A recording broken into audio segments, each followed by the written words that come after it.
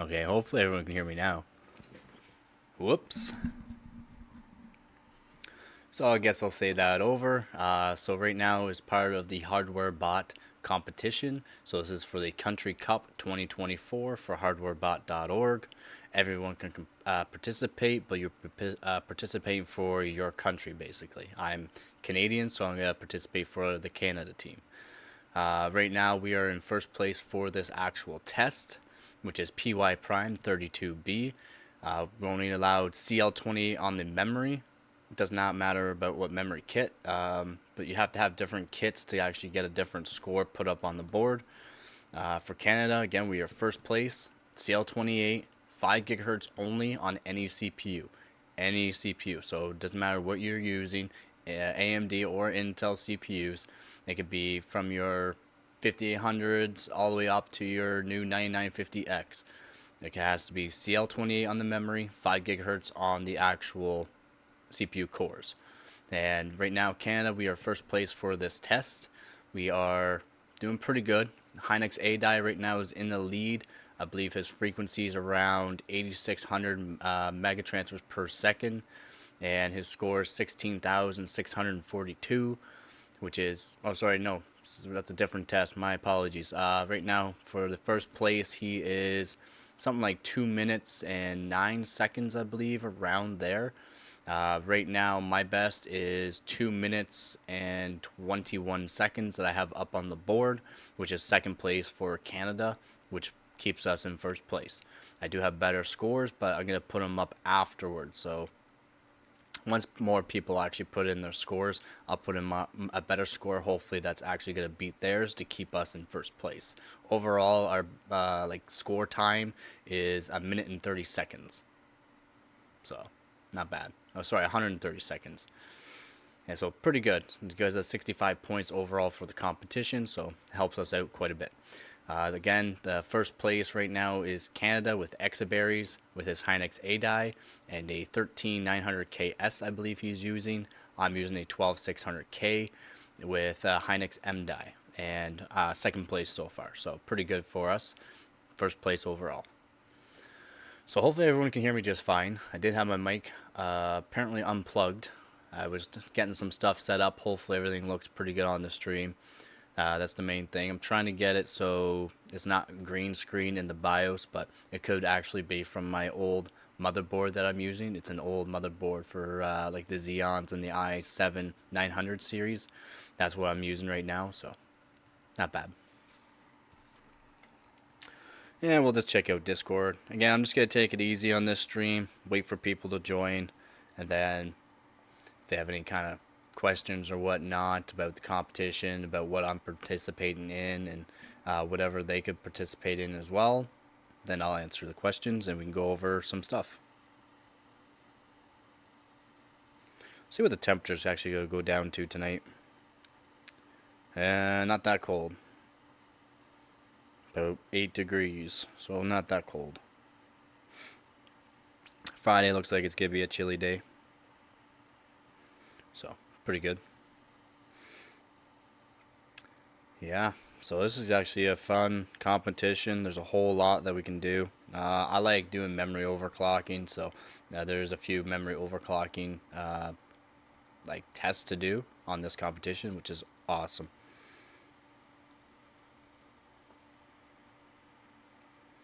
Let's see.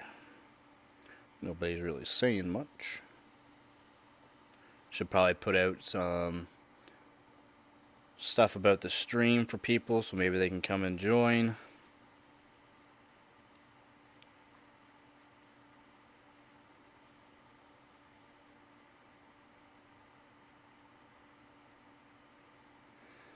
Let's see where I can put it.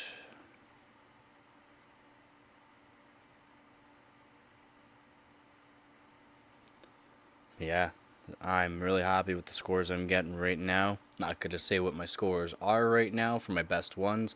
Hopefully I'm going to beat it during the stream. We'll see what we can do. But yeah, we're doing really good for a 12600K with a memory overclock that's not even close to what first place first place for Canada and first place for us, Canada, right? And first place right now, the Hynix A dive. The frequency is absolutely insane for the speed. Timings are pretty good for his timings too, but the timings on my Hynix M dive right now are just tweaked. They are tweaked right now. We're ready to go, and hopefully I can tweak a little bit more. And yeah, the voltages aren't even crazy too to keep it all stable during the test, so I'm happy about that. Very happy about that. Oh, I don't know where I could put some for this. Maybe I'll do some shorts as I go here.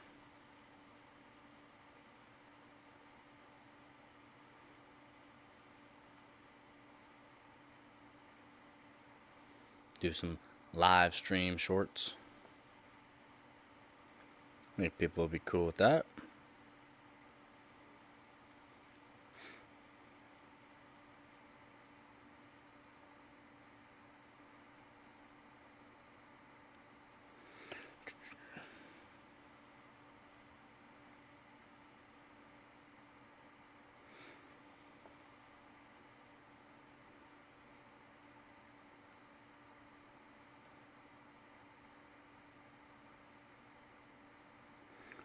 Alright, let's do this.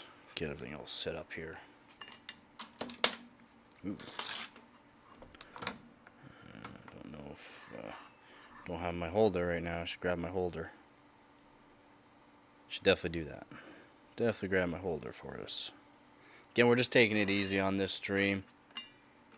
Got some stuff pretty well tuned from last night, and then before the stream I did some more tuning on it, so very happy with what I'm doing right now. Ooh, can't reach it.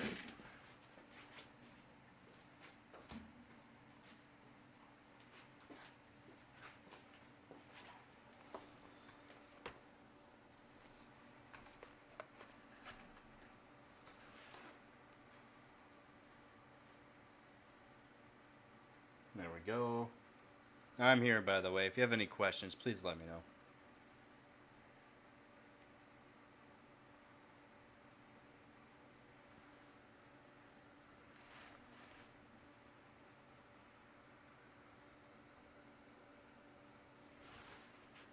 All right. Oh, I'm blinded by the light again. Blinded by the light. Oh, this will calm down in a second.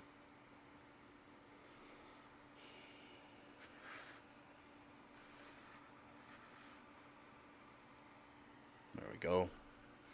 Yeah, so we're doing really good on this competition. For what I've done so far, we're doing pretty good. I should actually show some of the actual competition here.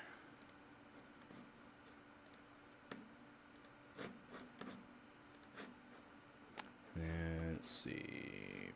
Cool. Hardwarebot.org also updated their website, so the layout, I like the layout that they did. They did very nice on it, so I'm very happy with that. Should be in. Oh, that's memory size. I don't want that. I want tweaking. Tweaking. There we go. Yeah, that's right, Canada. We're in first place for this test. Again, very happy with it. Very, very happy with the scores that Exaberry and I have put up so far. Okay, we got that. We got that. Let's get this down. We're down. Wrong one. That's fine. I just put myself here for now. Boom. So these are the scores that we got going on. Just make that a little bigger though. Ooh.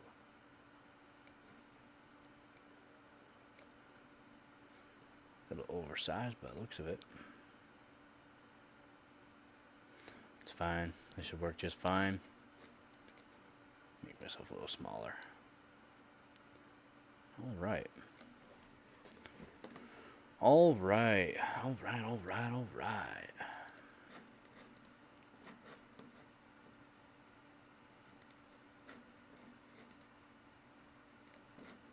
So this is what we got going on right now. Competition. First place for Canada right now, minute 30 seconds, 536 milliseconds. Canada's in first place for this test. Right here. Boom, boom. And then we can just see some like other scores I haven't put up there, but I'm not going to worry about that. I do have better scores than this, but this is what I got so far put up there. Again, it's got to be CL28 in any CPU, but it can only go up to 5 gigahertz on the core. Okay, so memory has to be CL28. Hopefully we can see that. Let's check. Yep. Okay, so we can see this just fine. See, CL28. These are the timings right now I am currently at. And 5 gigahertz. Well, 5005 megahertz. 5 gigahertz on the P cores, or yeah, very happy. Now 12600K matching up against, so if we go against, so that's DDR4, 6 minutes. That could have been better done, that's for sure. That's really, really slow for DDR4, to be honest. DDR4 is pretty close to the DDR5. But what we're going to do, so this is my old score, 2 minutes and 28 seconds. I shaved 7 seconds off so far. Again, I do have better scores, but we'll go after that later on here. And so we'll do like the same as basically in Poland. He's using a 14900KS, and I'm matching his score right now with my 12600K. Something's falling off the shelf. Yeah, so I'm matching a 14900 KS at 5 gigahertz with my score, and he's doing the same speed, 3400 megahertz or 6400 megatransfers per second, CL28. Let's see what motherboard he's using. He's using a Z690 Unify X. I'm using a Z690 Oris Master. So we'll just go down here. Gigabyte board, Z690 Oris Master. Boom. My video card, doesn't matter about your video card. I still have my GTX 770 in by EVGA. Still got to do some overclocking on that, but I'm waiting for my new CPU to come in. My memory is the Corsair Dominator Titaniums.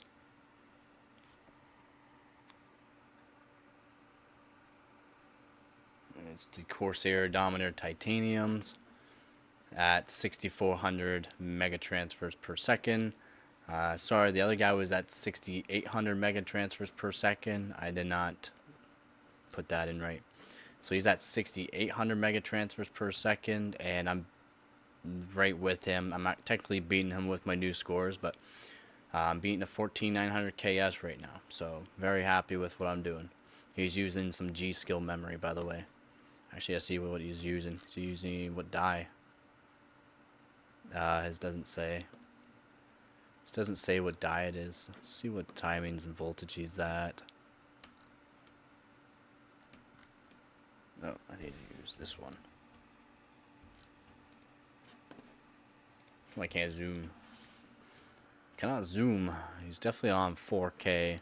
It's a big wide screen too. So yeah. His ring frequency is also at 5 gigahertz. Holy. Yo, his max effective clock though was over 5005. Is that even gonna be in the competition, or are they gonna take that out? They might take that out. They might take that out of the competition here, because that does look like it's over. Max effective 5005. Whoops, did not mean to exit that out. Go back to here.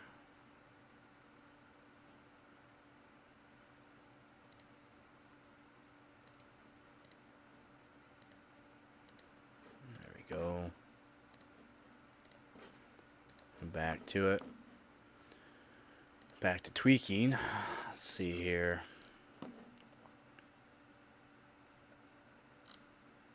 So right now Poland's in first overall, Canada in ninth. That's not good. But for this test we are in first. But I should be under max effective. No, max effective 5,000. It's over. It's technically over on the max effective clock. I'm not sure if that's good or not. Should be alright though. Should be just fine. But yeah, very happy with this. And my bus frequency is 100.05, just to give us that little bit more. So very happy with that. Very happy with that. Alright, so this is the other PC going on here. Now everyone can see it. We'll just open this all up. For some reason I have internet issues again, as always. Always seem to have internet issues.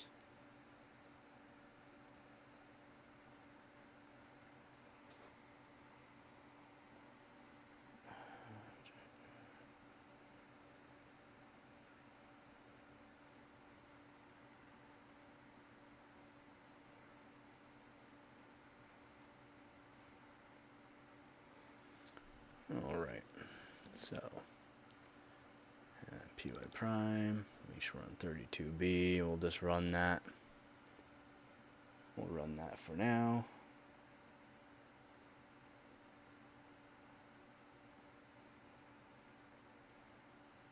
Back to this.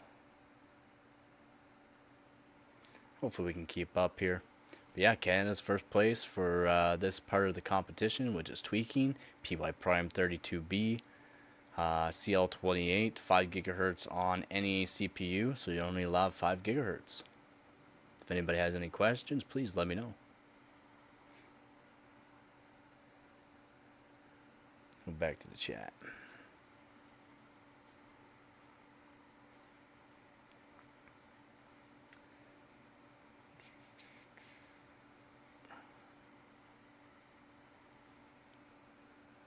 Looks like this will be a fairly decent score.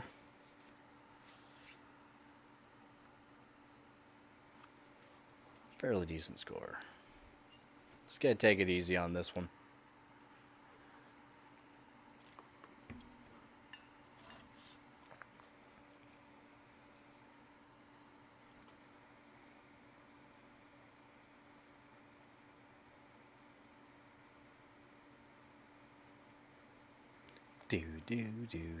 This should be fairly good.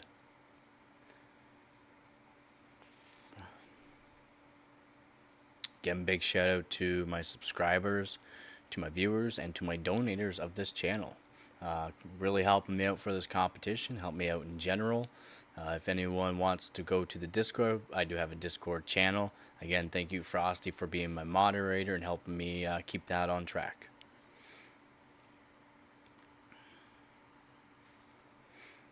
That's going to be a fairly decent score. Going to be very happy. Sweet.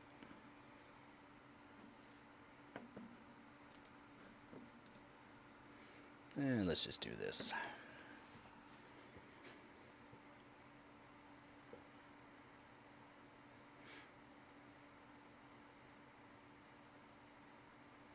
Yep, should be fairly decent, around 140, 141. 140 or 102. So that beats what I have posted up right now. This score beats what I have posted. Actually, this is my best score so far, I think. Yep. So I just beat my score that I was doing previously, doing some tweaking earlier today. Just to see if I could beat my scores already. And so I did a 140, 153, which is pretty good as well. Like, very happy with these scores right now. Very happy. But we're going to try to get sub 140 on these tests. Well, this test. PY prime 32B, CL28, 5 gigahertz. Definitely going to try to get sub. Sub 140 would make me quite happy. Breaking the 140-second barrier was the main goal.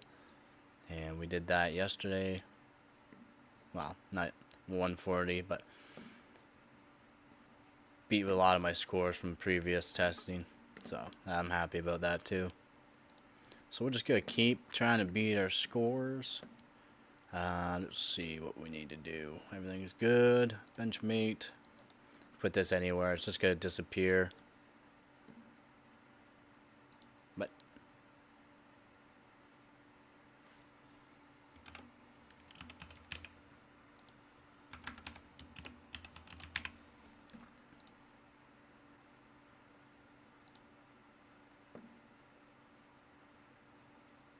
oh, I don't want to submit. I want to save. Save result. Yeah, I can't. I was gonna say doesn't have it saved, but that's right. I know internet. I just can only save it right now. Holy, max effective clock went up to 5.2.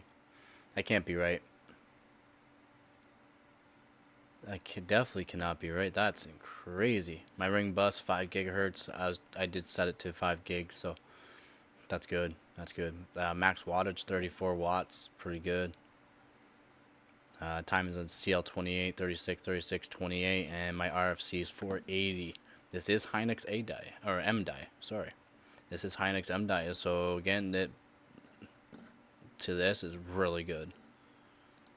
This is really good. This is at 6400 megatransfers per second as well. Now, another test that I wanted to try out was SuperPi, just to see what we're really at. Yeah. Around the 7-second mark. Yeah. Not crazy, in my opinion. Pi fast should be around 11.9.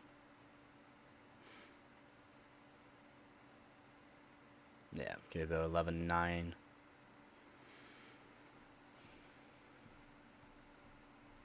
And yeah, 11.95. And what I want to do is check out Geekbench as well, which is another part of the competition, not for single core CPU or multi-core CPU, but for actual memory. So there's a memory multi-core as well, and I can show that as well.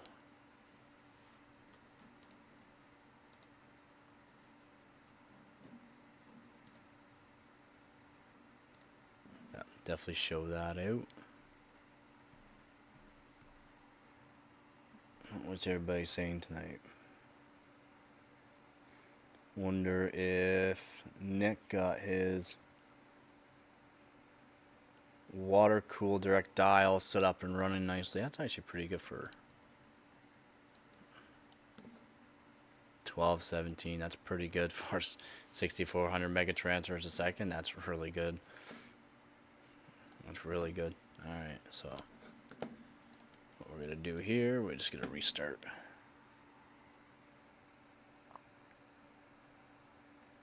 We'll just restart that.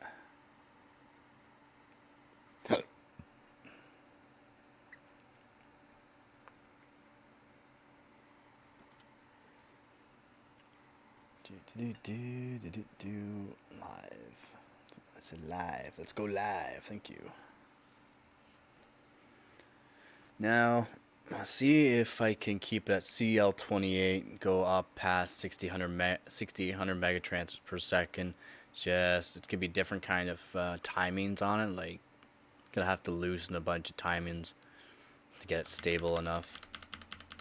But we'll definitely try that.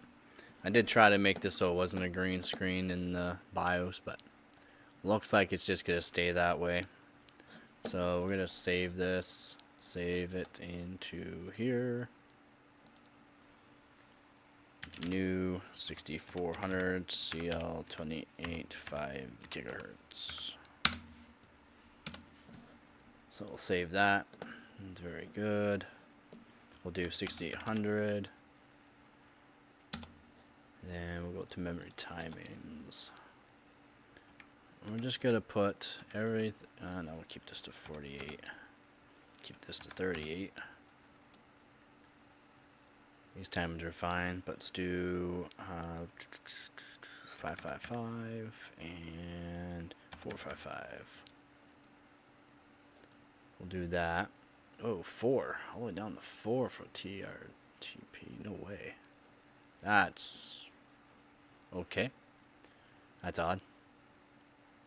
But what we're gonna set all these timings just to auto. See where the motherboard and what this XMP booster puts it to. The timings will be absolutely junk in my opinion. And we gotta check out, yeah. So we just gotta keep the CL28. We'll keep these secondary timings because these secondary timings should be just fine for 6800. These work for all the way up to 7800 mega transfers per second. The TRFC and TRFC PB, so TRFC 555 is pretty tight timing, and TRFC PB, which is per bank, that's pretty good timing too. So we'll just save this into 6800 CL28 tryout. Let's see what happens with that. See what happens with that. Should work, but honestly not too sure on that. We will see.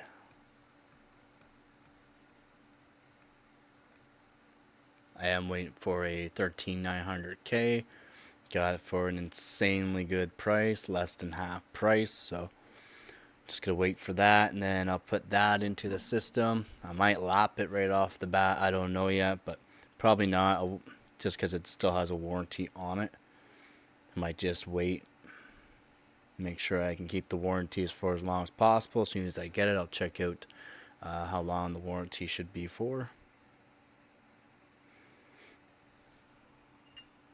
But yeah, if I can, this 12600K has been really good for overclocking.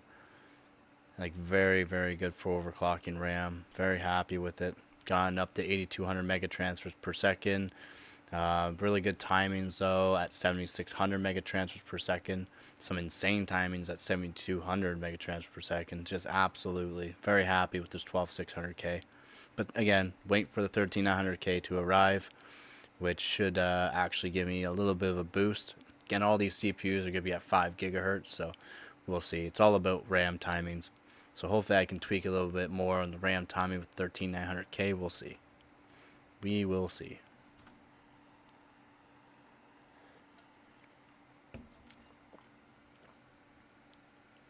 Should be arriving, 13900K should be arriving Friday, maybe Monday, but I'm hoping Friday. Things are looking not so happy. 6800 at CL28 is not exactly an easy thing to get going on a 4-DIMM board. What if I can loosen the TRFC out? Might have to.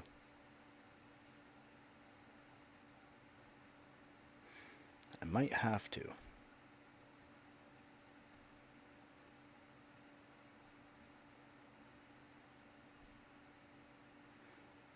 Yeah.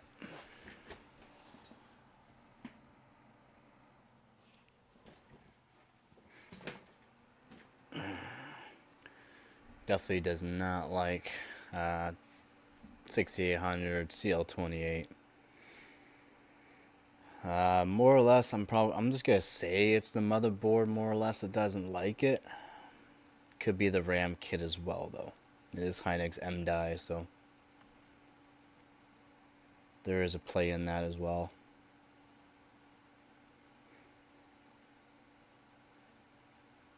Do do do do do do do do do do do do do do do do do.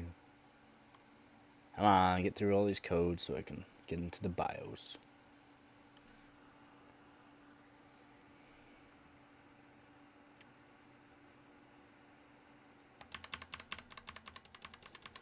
Get into the BIOS. There we go.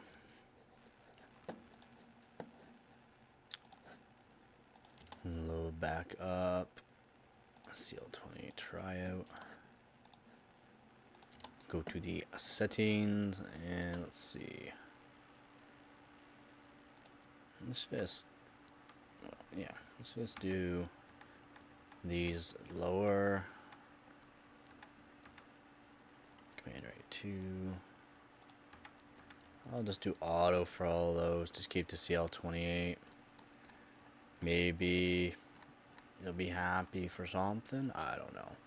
Let's do 625 and 455 on the per bank. It should be just fine, in my opinion. Try that out. Hopefully it does something.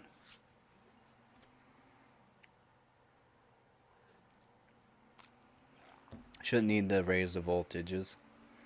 Do believe I'm at 1.27 or 1.28 volts on the VCCSA, 1.5 volts on the actual RAM, 1.35 on the VDDQ, and VDD2 is at 1.35 as well.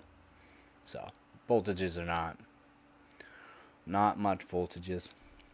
It is Hynix MDI, so I just know about Hynix MDI and about the kit that I use, and more voltage does not make it more stable. Hynix A-die, from what I've read, haven't used it yet, but Hynix A-die, from what I've read, more voltage equals more stable. Like they're putting 1.5 into the VDDQ, I believe, and up to 1.6 on the RAM sticks itself, which is a lot for DDR5. For DDR5, it's a lot.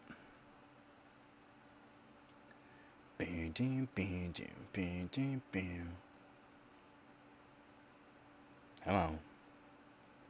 Let's go.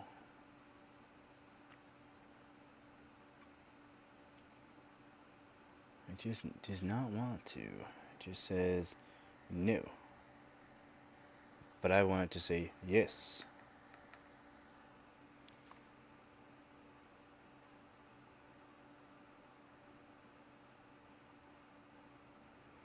Yeah, CL28 is just a no-go, I think.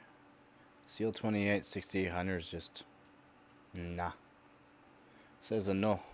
It says a no. No, thank you. Thank you. Come again. Try again.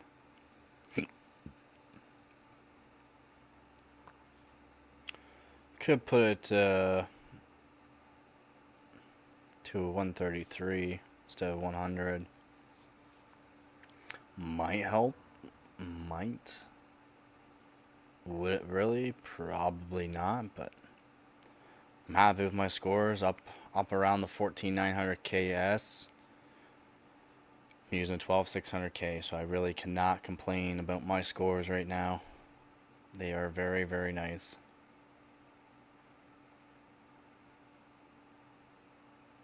Actually getting close to my best scores, which is crazy because I was pretty sure I was at 7600 or 7000 megatrans per second at 5.6 gigahertz on the P cores instead of 5 gigahertz that we're only allowed to on this actual test. CL28, which is, so I'm very happy with these timings. Very, very happy. Now it doesn't look like it's going to take on 6800 CL28. Nope.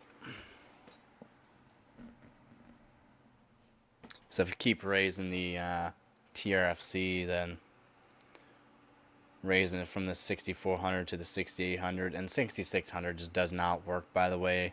You can try it with your own motherboard if you wanted. Hey, what up there, Joe? What is up, Joe? My phone is messing up, so you look at the chat from there. There we go. How's it going, Joe? How goes your night?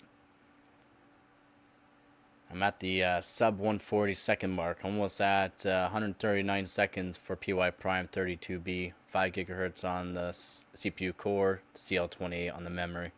So very, very happy. I am right at, and actually technically right now, I'm beating a 14900 KS. So with a 12600K, I am very, very happy right now, man. So today I'm just going to take it easy, do some light tweaking, see what we can do. But yeah, I am very, very happy with my scores right now. It's not posted. I didn't post my best scores, but beating a 14900 KS with a 12600K makes me happy. We'll try that again, but we'll do a little something, something. We'll do a little something, something.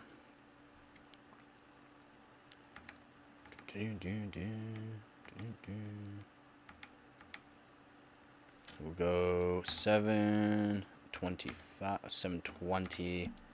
It's usually pretty good, stable. 455 should be just fine for that. Yeah, we'll just crank these, make sure everything's all the way off. See what we can do here. 720. Not really great for performance on the TRC, but whatever. I'm trying to get 6800 CL28 working. I've never got 6800 CL28 working on my board. Could be the CPU. Maybe with the 13900K that's coming, we'll beat it. I don't know. I don't think so though. Also, one of my deliveries came from a viewer. I just gotta pick it up at the post office. Might do it tomorrow. Probably do it Friday though, because I have to go into town anyways. But yeah, I'm very, very stoked. I'm not gonna say what I got yet.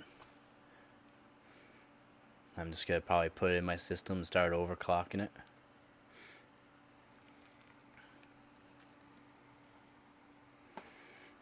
And I need to find a DDR4 board that I can overclock some DDR4 RAM.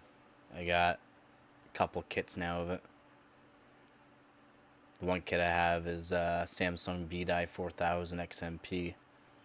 Best I think I got is 4400 megahertz. I was gonna say megatransfers, but megahertz is technically what we were calling it, so I'm keeping that the same. Megatransfers per second on DDR5. Don't look like CL28 at 6800 is gonna work, even at this.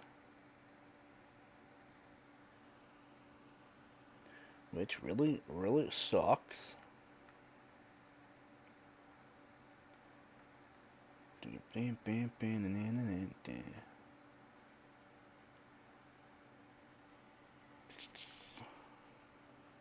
It's a very slow night so far tonight for viewers.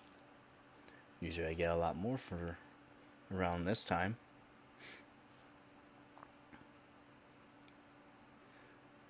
Yeah, told everyone it's getting boring about the competition time. I'm just too focused into it. Too focused into the competition, really, to be joking around a whole lot.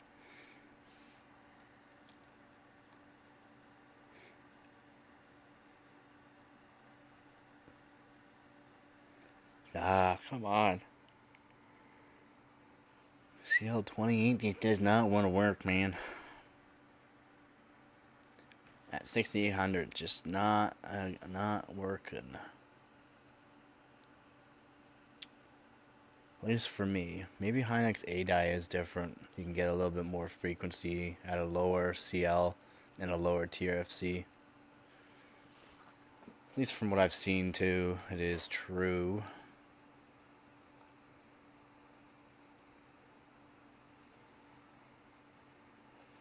Very true.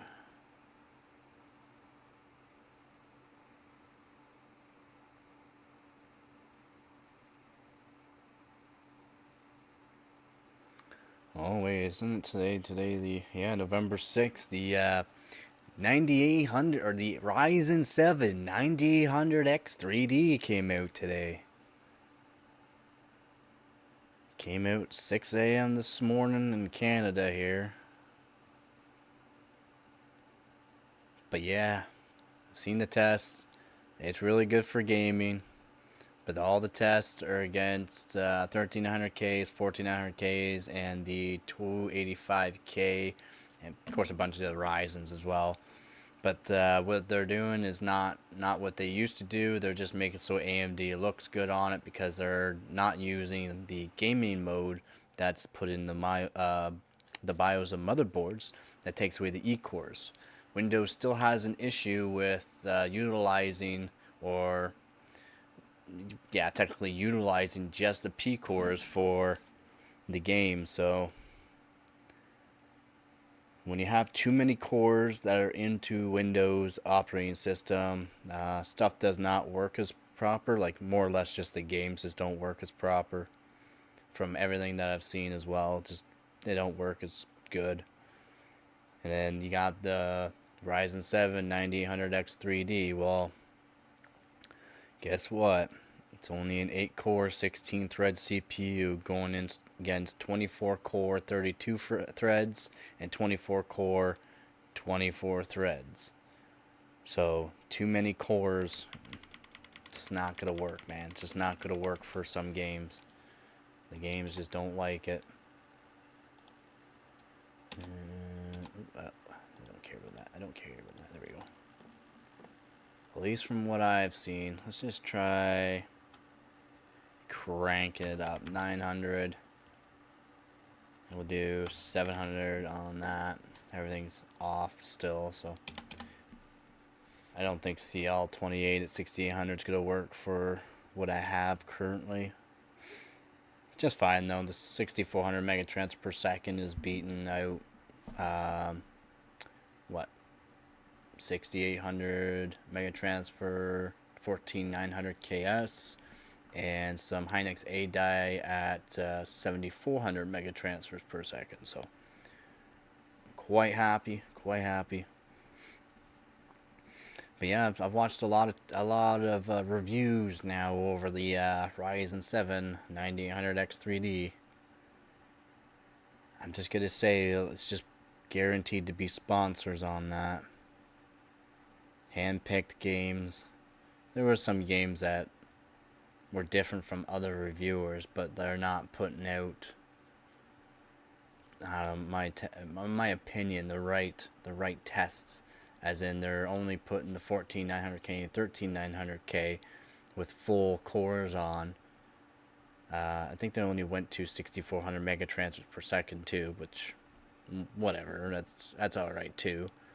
And I think they did the 285K. One person did it at, I think, 8200 megatransfers per second on the 285K.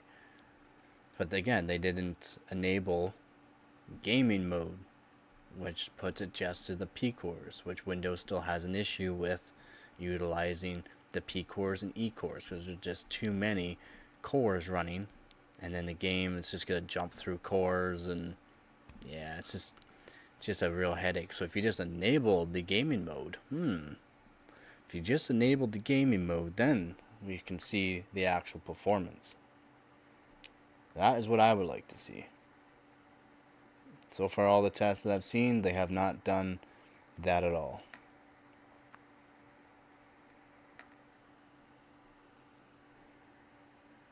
Yeah, it looks like CL28 6000 is not going to work. But yeah, apparently the Ryzen 7 900X 3D is not for anything but gaming.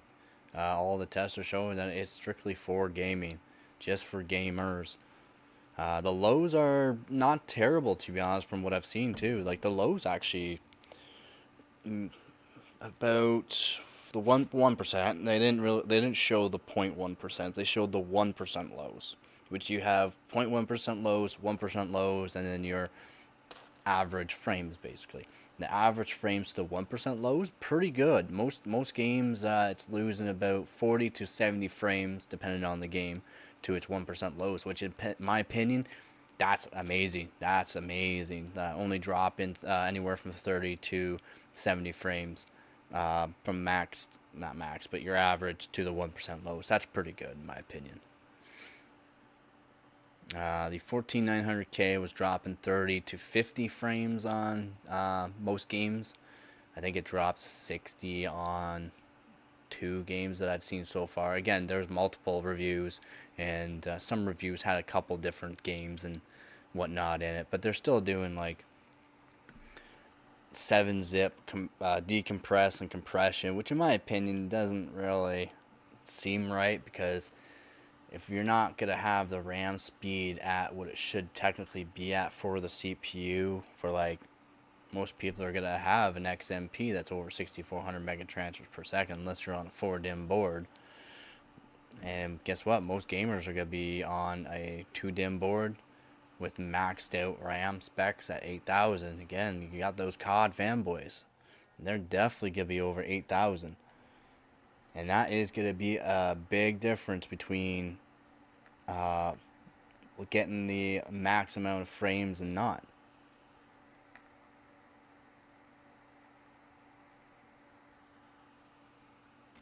I'm being asked if I tuned my RAM. Did you tune your 12600K yet? Last time you said it's faster than 7800X 3D, but after looking at benchmark it seems 100% slower? No, it's definitely not 100% slower. Nope.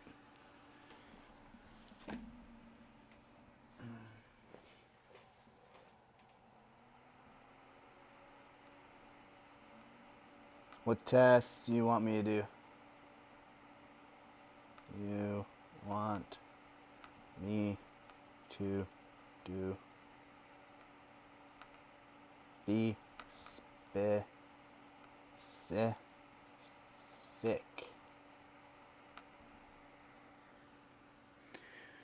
Just be specific, and I will overclock everything that I got.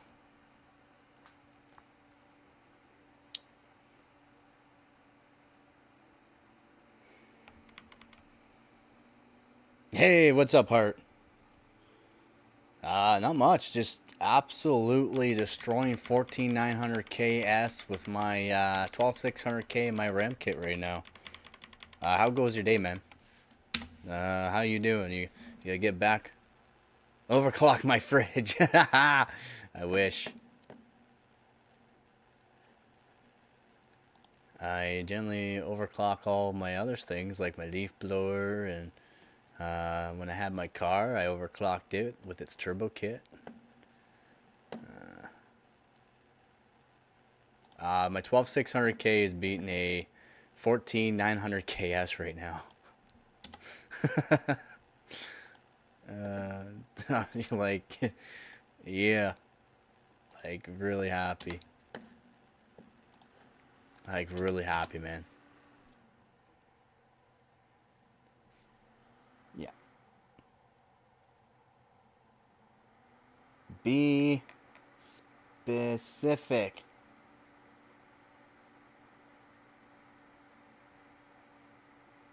What do you want me to test?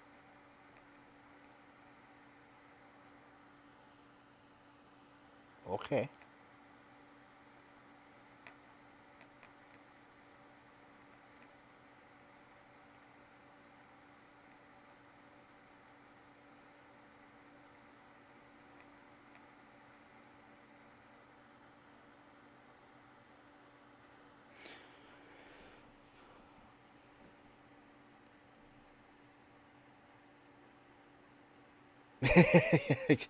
Yeah, man, like it's gotta be. Nah, my RAM overclocking is just absolutely insane to some people's. I got my 13900K on its way. I paid the same price for this 13900K as I paid for the 12600K. Like literally, I paid the exact same price.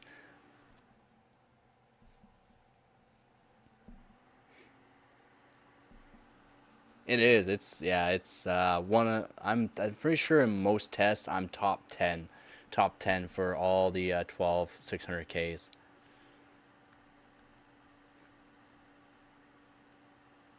Yeah, it's when I say amazing deal. Just that I am 100% faster than you here. You get 4, I get 100. 1% lows.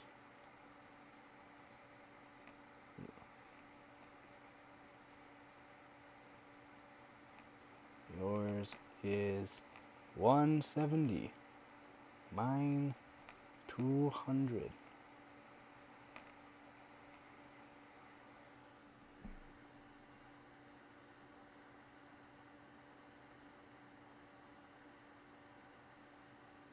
This guy is just annoying now. He doesn't even know what he's talking about. He probably doesn't even know what a 1% low is.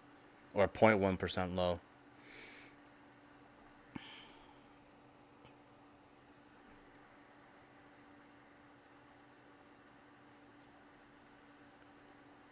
Should load up into Windows now here.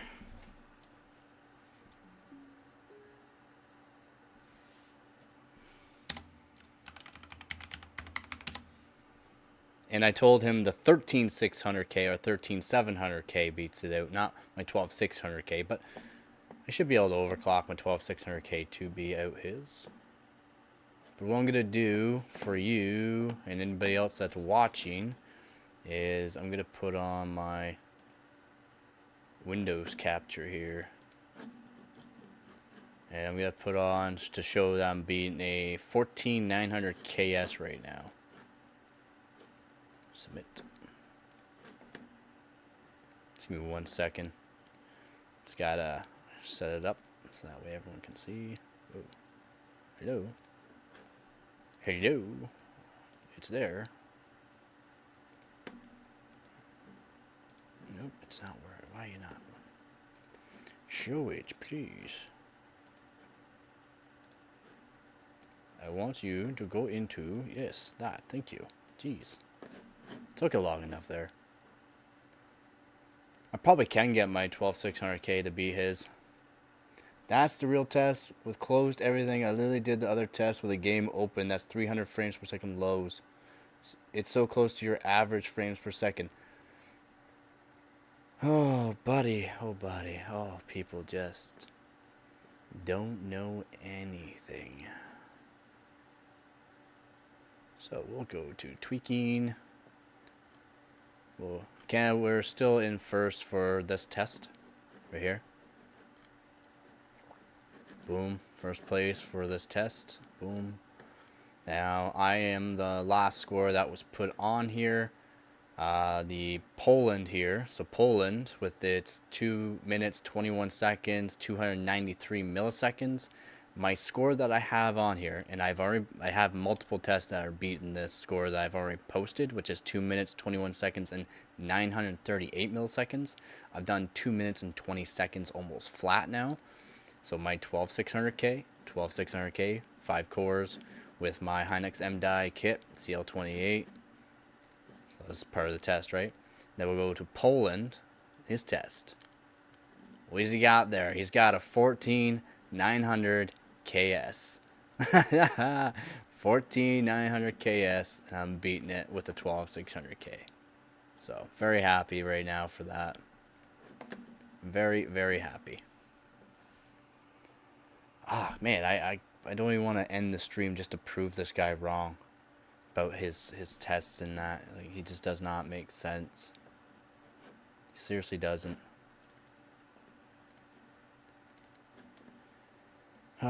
So what does he talk about? The 7800 X3D. Oops. 7800 X3D.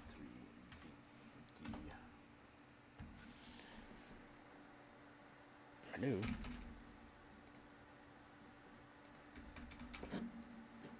Apparently my keyboard is unplugged. Oops. Because I can't do it. Yeah, it's wild. It's beating a 14900 KS. It's all about RAM overclocking, right? So, like, this is why I keep saying it doesn't really matter what CPU you can get. If you know how to tune something, you can do a lot.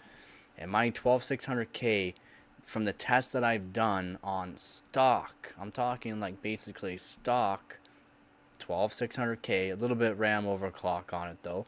I stock 12600K is doing over 400 frames per second on CS2 benchmark with a 1% lows of 200. He's saying it's over 800 on a 7000 X3D. Which I still don't. Why is this keyboard not working? I don't get it. I don't get it. Let's see.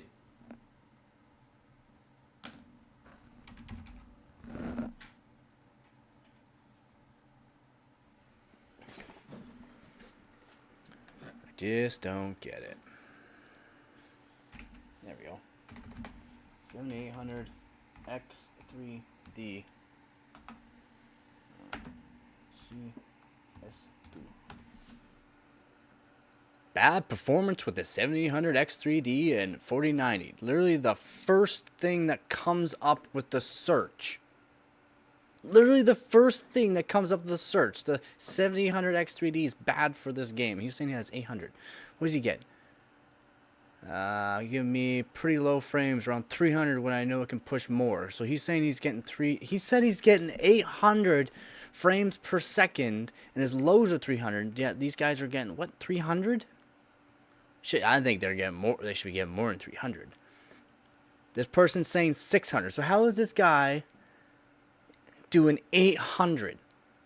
How is this guy doing 800?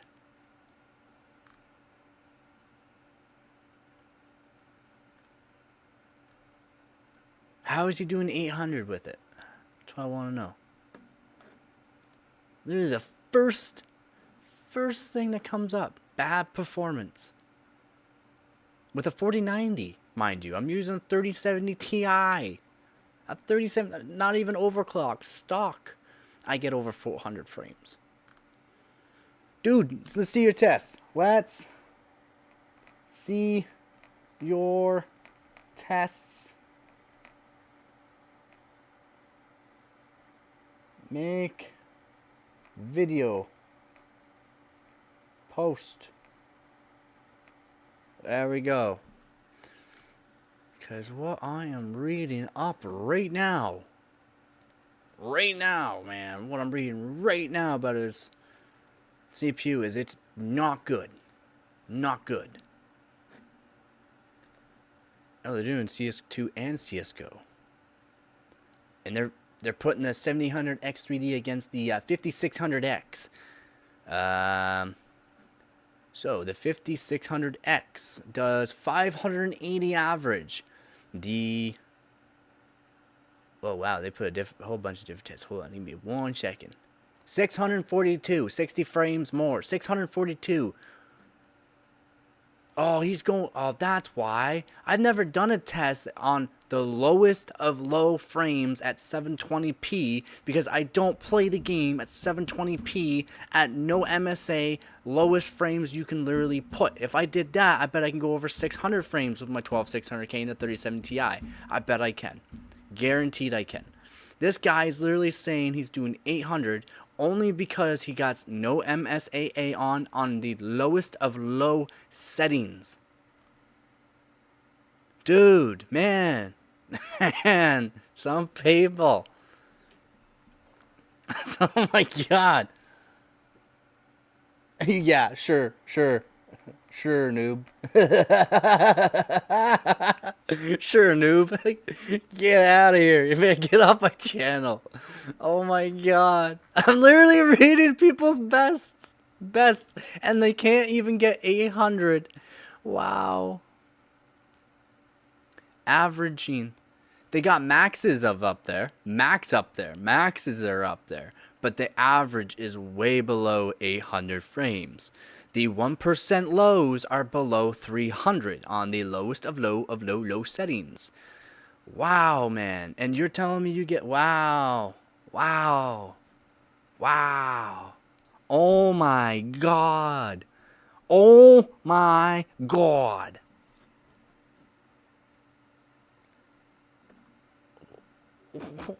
Wow. It only seems to be better with MSAA off. MSAA off. Only 800 max.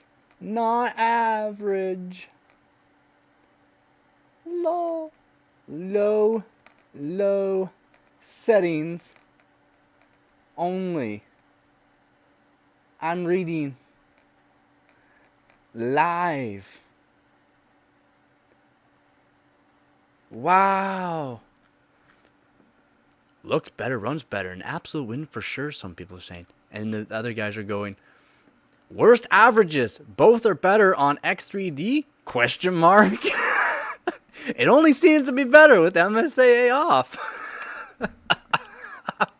Which no one that's going to be playing the game is going to be playing at low settings, 720p, MSAA off.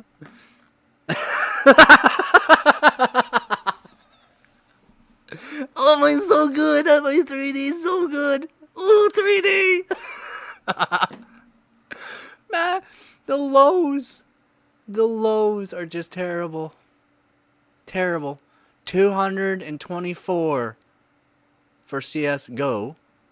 CS2, it's actually getting more because of it's more GPU bound now. The GPU update on CS2 that happened about a year, almost 2 years ago now, made it so that way the 3D versions and AMD CPUs lows do not go below the monitor refresh rate of 244.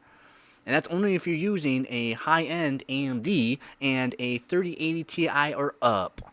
Okay? Like, holy. It's like people don't think I can read all these other... Look at this. I'm trying to decide on this. Gotta ask, though, how come some of the listed minimums are higher than the corresponding 1% lows? Right?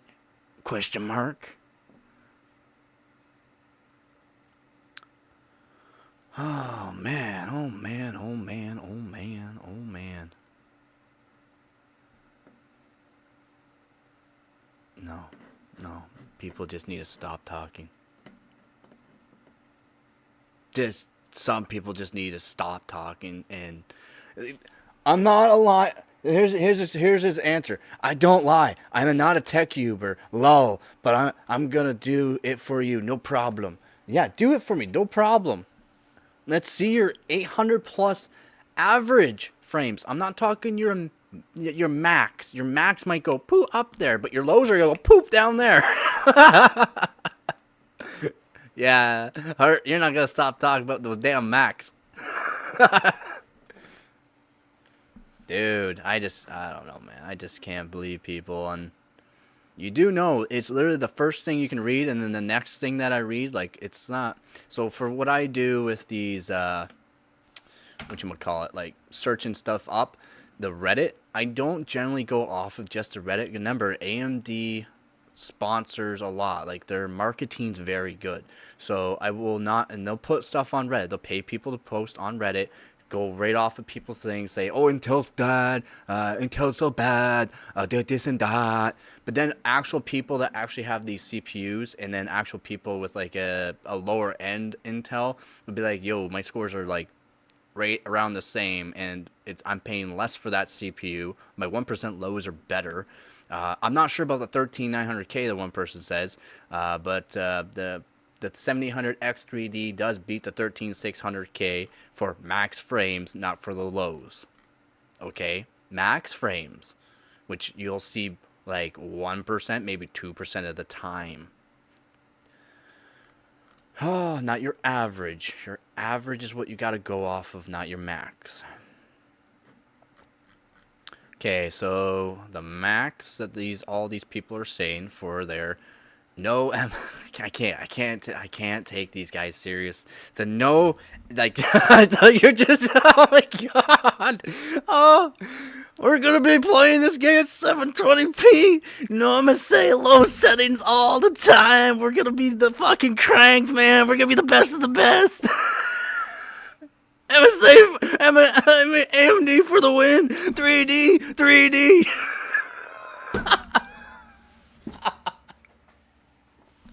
Oh my god. People need to do better research and stop going off of like all these stupid things, man.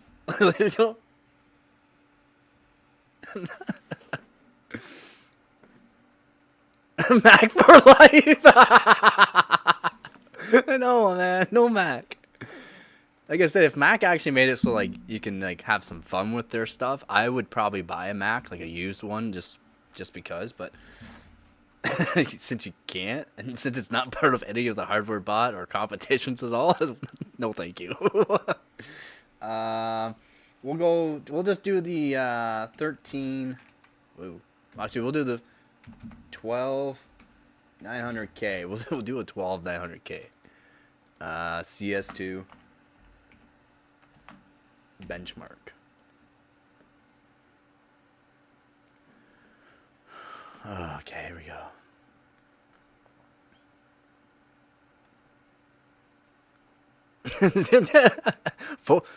Over 400 frames at 1080p settings, so not the low, no MSA off.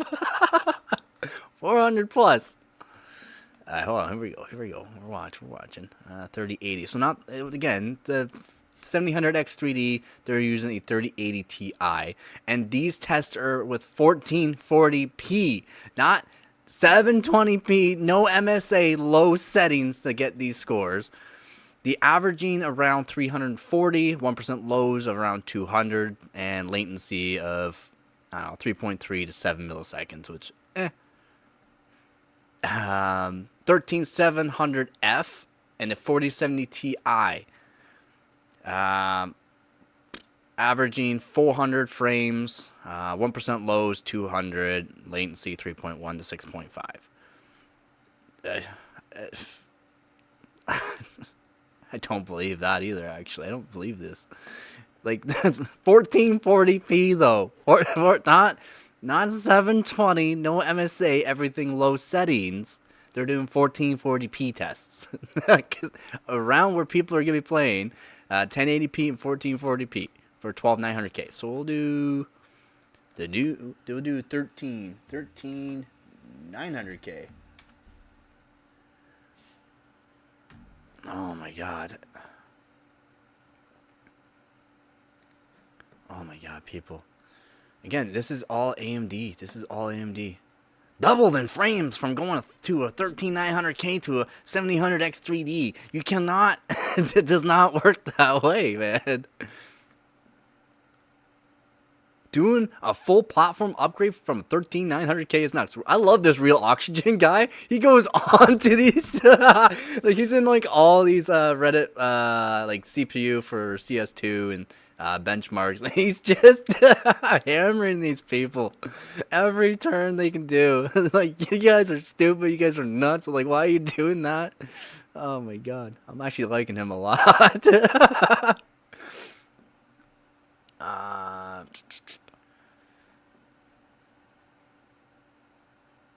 Yeah, and all these people are, well, all these people, probably, again, AMD sponsored or paid people, are saying 1300K gets half the frames and all that. And then other people, try running your 1300 too. My frames stay high after several runs, even higher after RAM timing tightening, which is true. If you tighten your RAM, I've done this test, literally done it from same timings, not the exact same timings, pretty close to the exact same timings, 4800 megatransfers per second to 7400 megatransfers per second. I tried to do the same timing. It's really hard to do. Motherboard or something doesn't like that. But like, it's an increase, man. Like, I gained 60 frames from 4800 to 7400. Tightening the timings, I gained something like 80 plus frames just from RAM overclocking. Like, yes, I have a 7000X 3D. So this guy has a 7800X 3D with a 4070 Super, and his 1% lows are 250. This guy has apparently 300 for his lows.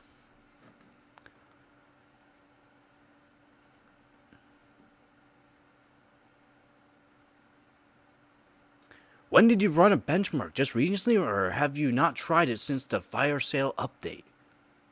What's the fire sale update supposed to do anything? People were saying this, and then they ran a benchmark against to double check and confirm that their 1% lows are atrocious. That's on the 7000X 3D. Some weeks ago. Let me do more. I will reply again in 30 min. I'll reply again in 30 min. This one guy, can you run this map too? This dude's still using 1280 by 960. Oh my god. What is with you AMD fanboys going to the absolute minimum to beat someone else's rig that's running a 13900K or 14900K or even a 13600K? You're running at literally 720p, no MSA, low settings, and they're running at 1440p or 1080p high settings. And you're trying to say that the 7000X 3D is better. Please tell me why you do this. Like, it doesn't make sense. You're not going to be competitive playing at 720p, low settings on a game that requires you to be very precise. Oh. Joke's on you, I play 144p. Ooh, ooh, ooh. I'm getting 2,000 frames per second. On my iPhone. I don't get people though, man. I don't. I guess you guys couldn't even see what I was showing there. My bad, I messed that up.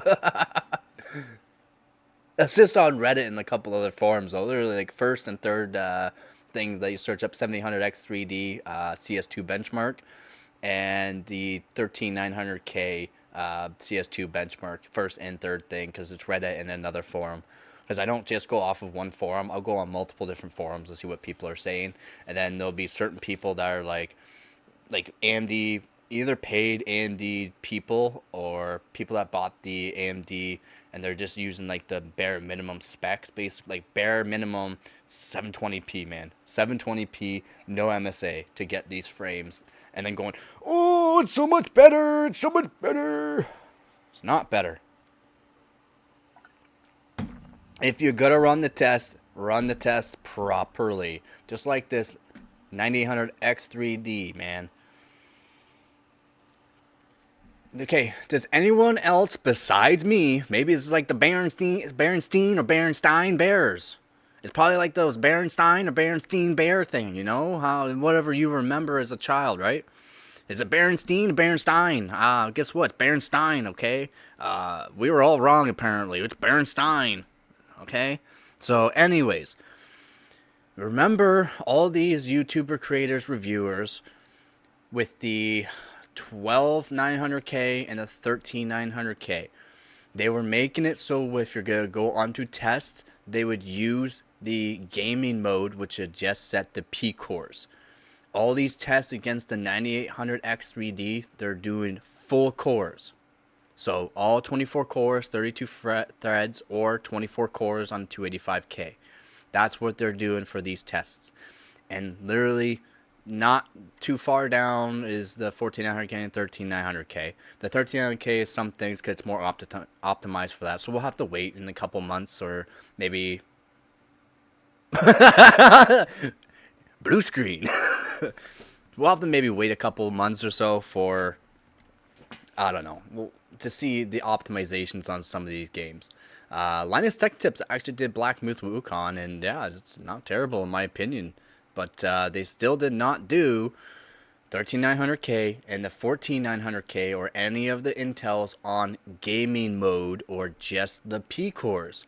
Windows still has an issue with too many cores running, too many threads running in Windows, and makes it so the cores are jumping around too much, and there's a lot of issues that way.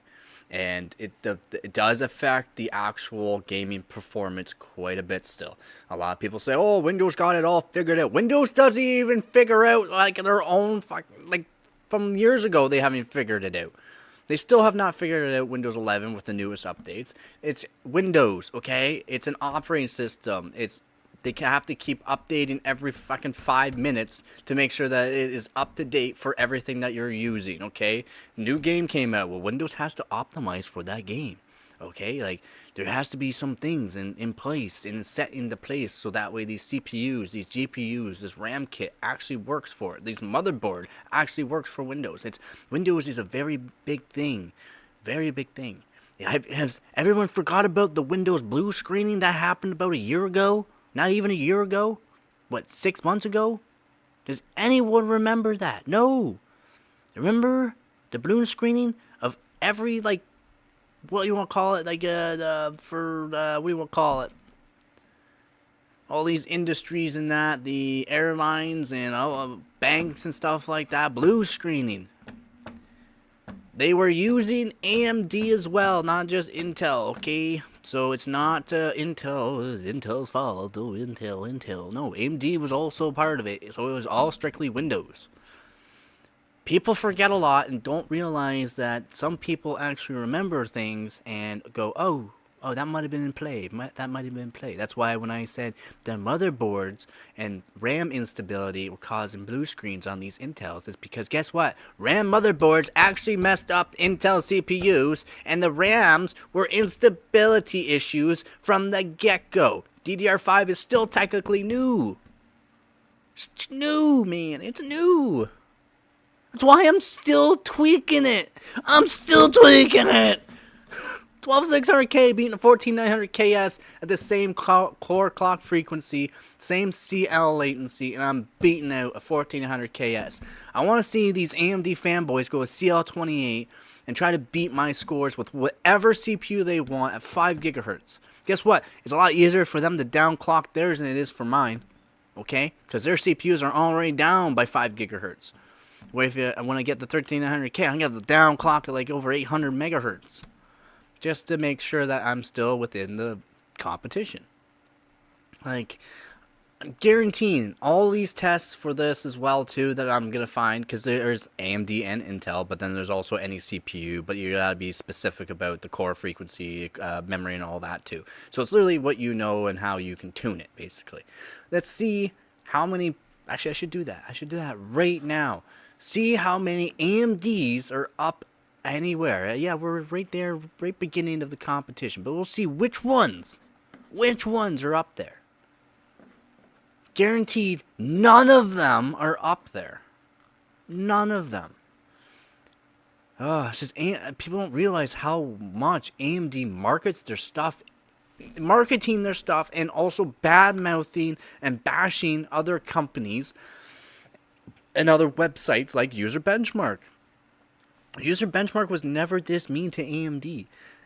User Benchmark has done a lot of research in that after AMD started smashing them and bashing them and sending people over to the website hating on them and all that. Because AMD actually did that. AMD actually paid people to go over there, or made a big thing with these creators to go over there basically and smash them. So that way that website will get less views and that. But guess what? It just made them get more views, get more people used it. It's just a win-win for User Benchmark. And User Benchmark literally says, screw you, AMD.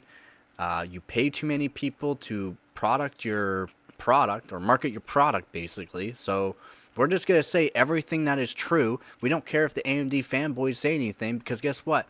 Facts are facts. And guess what? I'm a facts for facts kind of person. Oh, yeah, wait, hold on. We got to go. Competition. Tweaking. I'm tweaking because I'm an AMD fanboy. Tweaking. Oh, my God. He just hurt my feelings. Oh, my God. I'm sorry, Hart, and whoever else is here. Yeah, I know I've said this a few times before, but I mean, like, people need to stop. They just need to stop.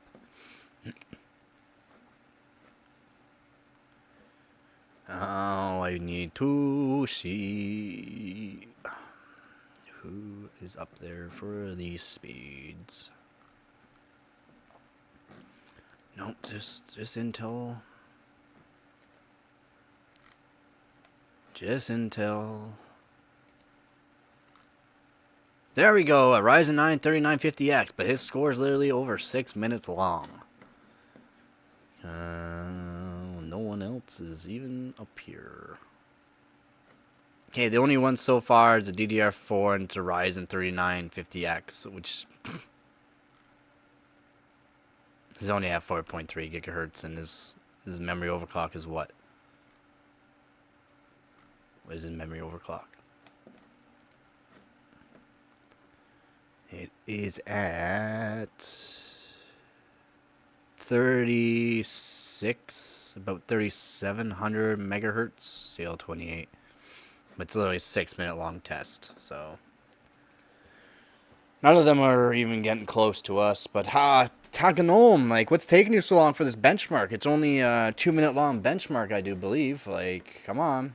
Like, come on. Not hard to put on an OBS and do it. Guess what? All my tests were done with an OBS, and I was getting over 400 frames per second. Average.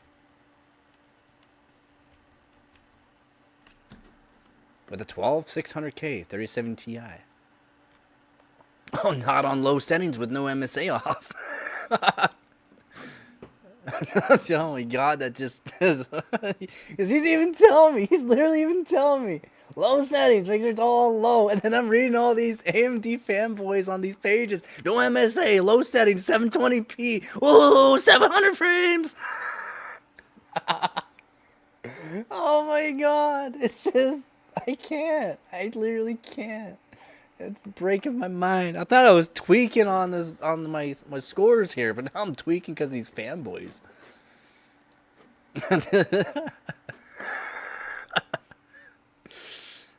Nick, if you're listening, I'm sorry, buddy. I know you were kind of liking these reviews for this 9800X3D, but have you looked at the actual reviews and remembered about the reviews from years ago of how they put actual P cores on and actually use the gaming mode, and then they actually set the memory frequency to the same or close to the same as AMD, and guess what? The performance was way better with Intel, and now they're just doing 24 cores because they just think, oh, 24 cores for a first-person shooter. Oh yeah, it's gonna utilize 4 of those cores. 4 of those cores are gonna be jumping all around. Ooh, AMD. It's an 8-core, 16-thread, so it's really gonna utilize those 4 cores, and it's not gonna be jumping around the same because of Windows. Doesn't matter what Windows you're on, Windows 10, Windows 11. It's not gonna be jumping around as much because there's only 8 cores. Versus 24 cores, 32 threads, or 24 cores and 24 threads for Intel. Now let's put the 99. Oh my god, like why do people do this? You don't know what you're talking about. You don't own it, so you don't know. That's right, I don't remember all these tests that were done years ago. I don't remember searching up all these things before anybody even learned that these CPUs were coming out. I learned about the performance before everybody else. I was part of the leaks, by the way, for the Intel CPUs, the 285Ks, for the 9950X. I was part of the leaks for the performance and how well the actual 16-core CPU was, and it was beating out Intel's 24 cores. I said that. I am looking at the overclocking part of it, though, that people got before us from different parts of the country, because they get it before us, and they were beating out 14900Ks with their 9950X, and I was shocked.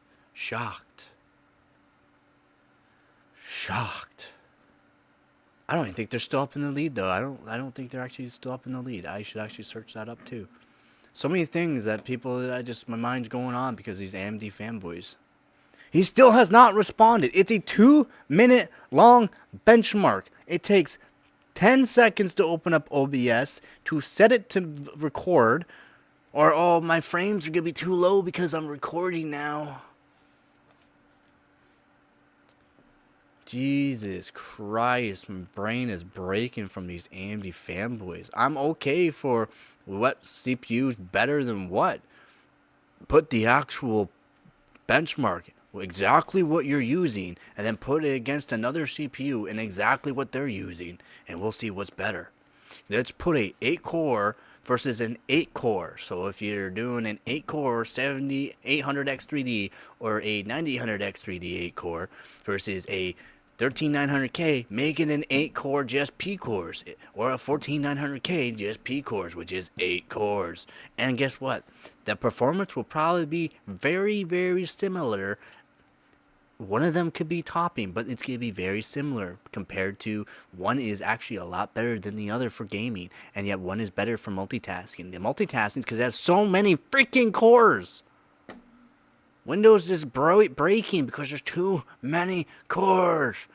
Do not people remember about the thread rippers, the 32-core thread rippers coming out, or the 64-core thread rippers on Windows, and they just breaking Windows? They still haven't exactly fixed that. They may have said they have, but they have not fixed that. Jesus Christ. Oh my God. And he still hasn't responded. He still has not responded. Just respond, buddy. Just respond to me, please. That's all I ask for, please. Show me your results. Stop saying it does 800 frames when it does not, when everyone else is getting lower than 800 frames with the 4090. On low settings, 720p, no MSA. I'm a real gamer at 720p. Get out of here. Get out of here. I'm a gamer at 720p. I'm from back in 1990. I'm a pro gamer from 1990, so I gotta stick with a 720p. Doesn't matter, I got a $5,000 system. I'm playing 720p. We're doing 700 frames per second though. 720p. Come on. Oh, what was I doing? Processor, 16 core. That's right. Well, let's go R23, because R23 is pretty good for, it doesn't matter what CPU, but 16 core CPU. First place is that 9950X. All on liquid nitrogen, though. So they are putting all liquid nitrogen. Yeah, all liquid nitrogen for tops. All liquid nitrogen. Holy moly. We do have a 13700K, though, at 7.2 gigahertz.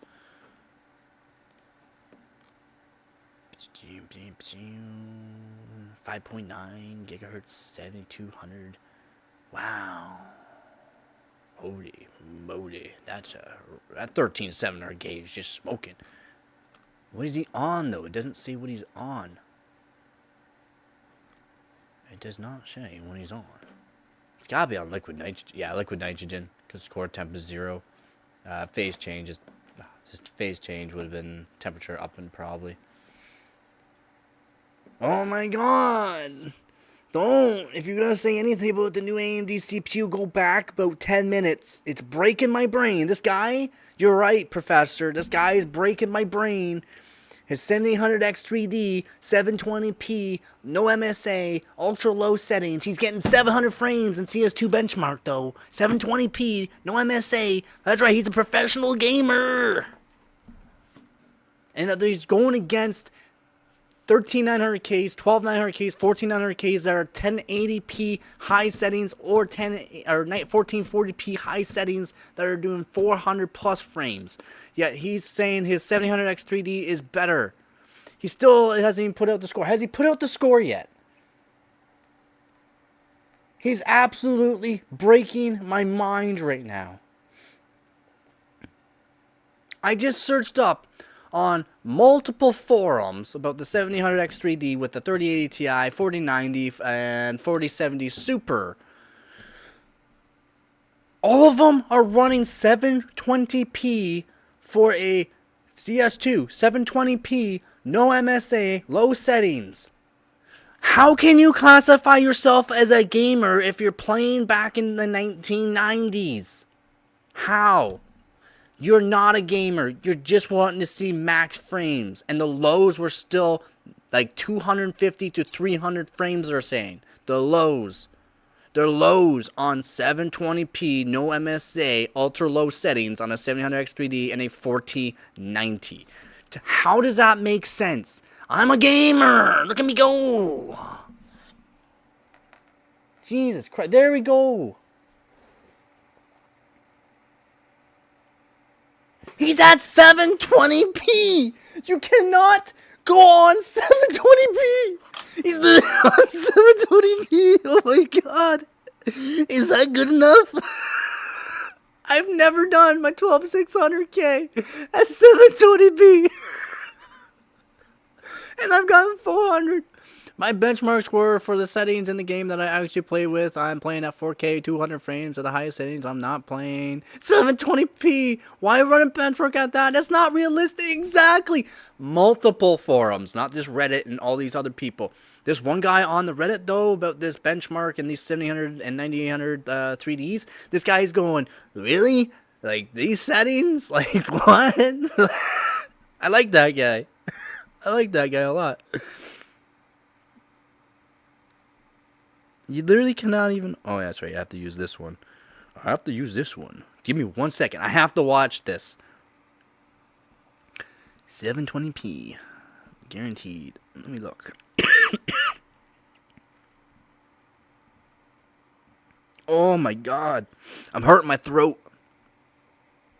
My phone doesn't even play games at 720p. That's what I was saying. That was what I was saying. Oh. Yeah, he's maxing out. He's going off of his max frames, not his average. I literally just saw the max was like 830, which wow, that's a lot. But the averaging that I'm seeing is 600 so far. So let's go to the end of the test here. Let's just go to the end. I want to see. I want to see. Zoom enhance. Zoom enhance. The lows are 273. The average of 785.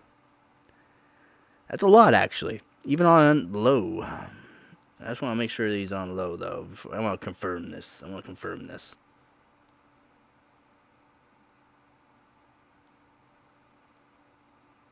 Isn't it? It looks like, yeah, it is 720p because it's not even my full screen of my phone. Yeah, it's 720p. He's literally on 720p. You cannot say you're a gamer and put your game, first-person shooter, 720p, no MSA, low settings, okay? That's not how it works. You're going against people that are going to be with a 13900K doing at least 600 frames on it, 1080p high settings with MSA on. Oh my god, man, I just can't. My mind is breaking. I have to message this guy. Sorry. You ain't a gamer. Just a frame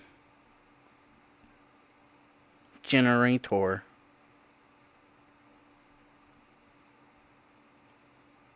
$720p low settings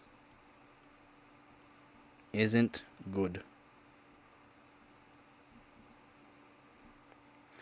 Max was 830 FPS, average 780, low below 300 was 273-ish. Now do it at 1080p, medium to high settings with MSA, and that will be your gaming settings, which is what you will be playing at.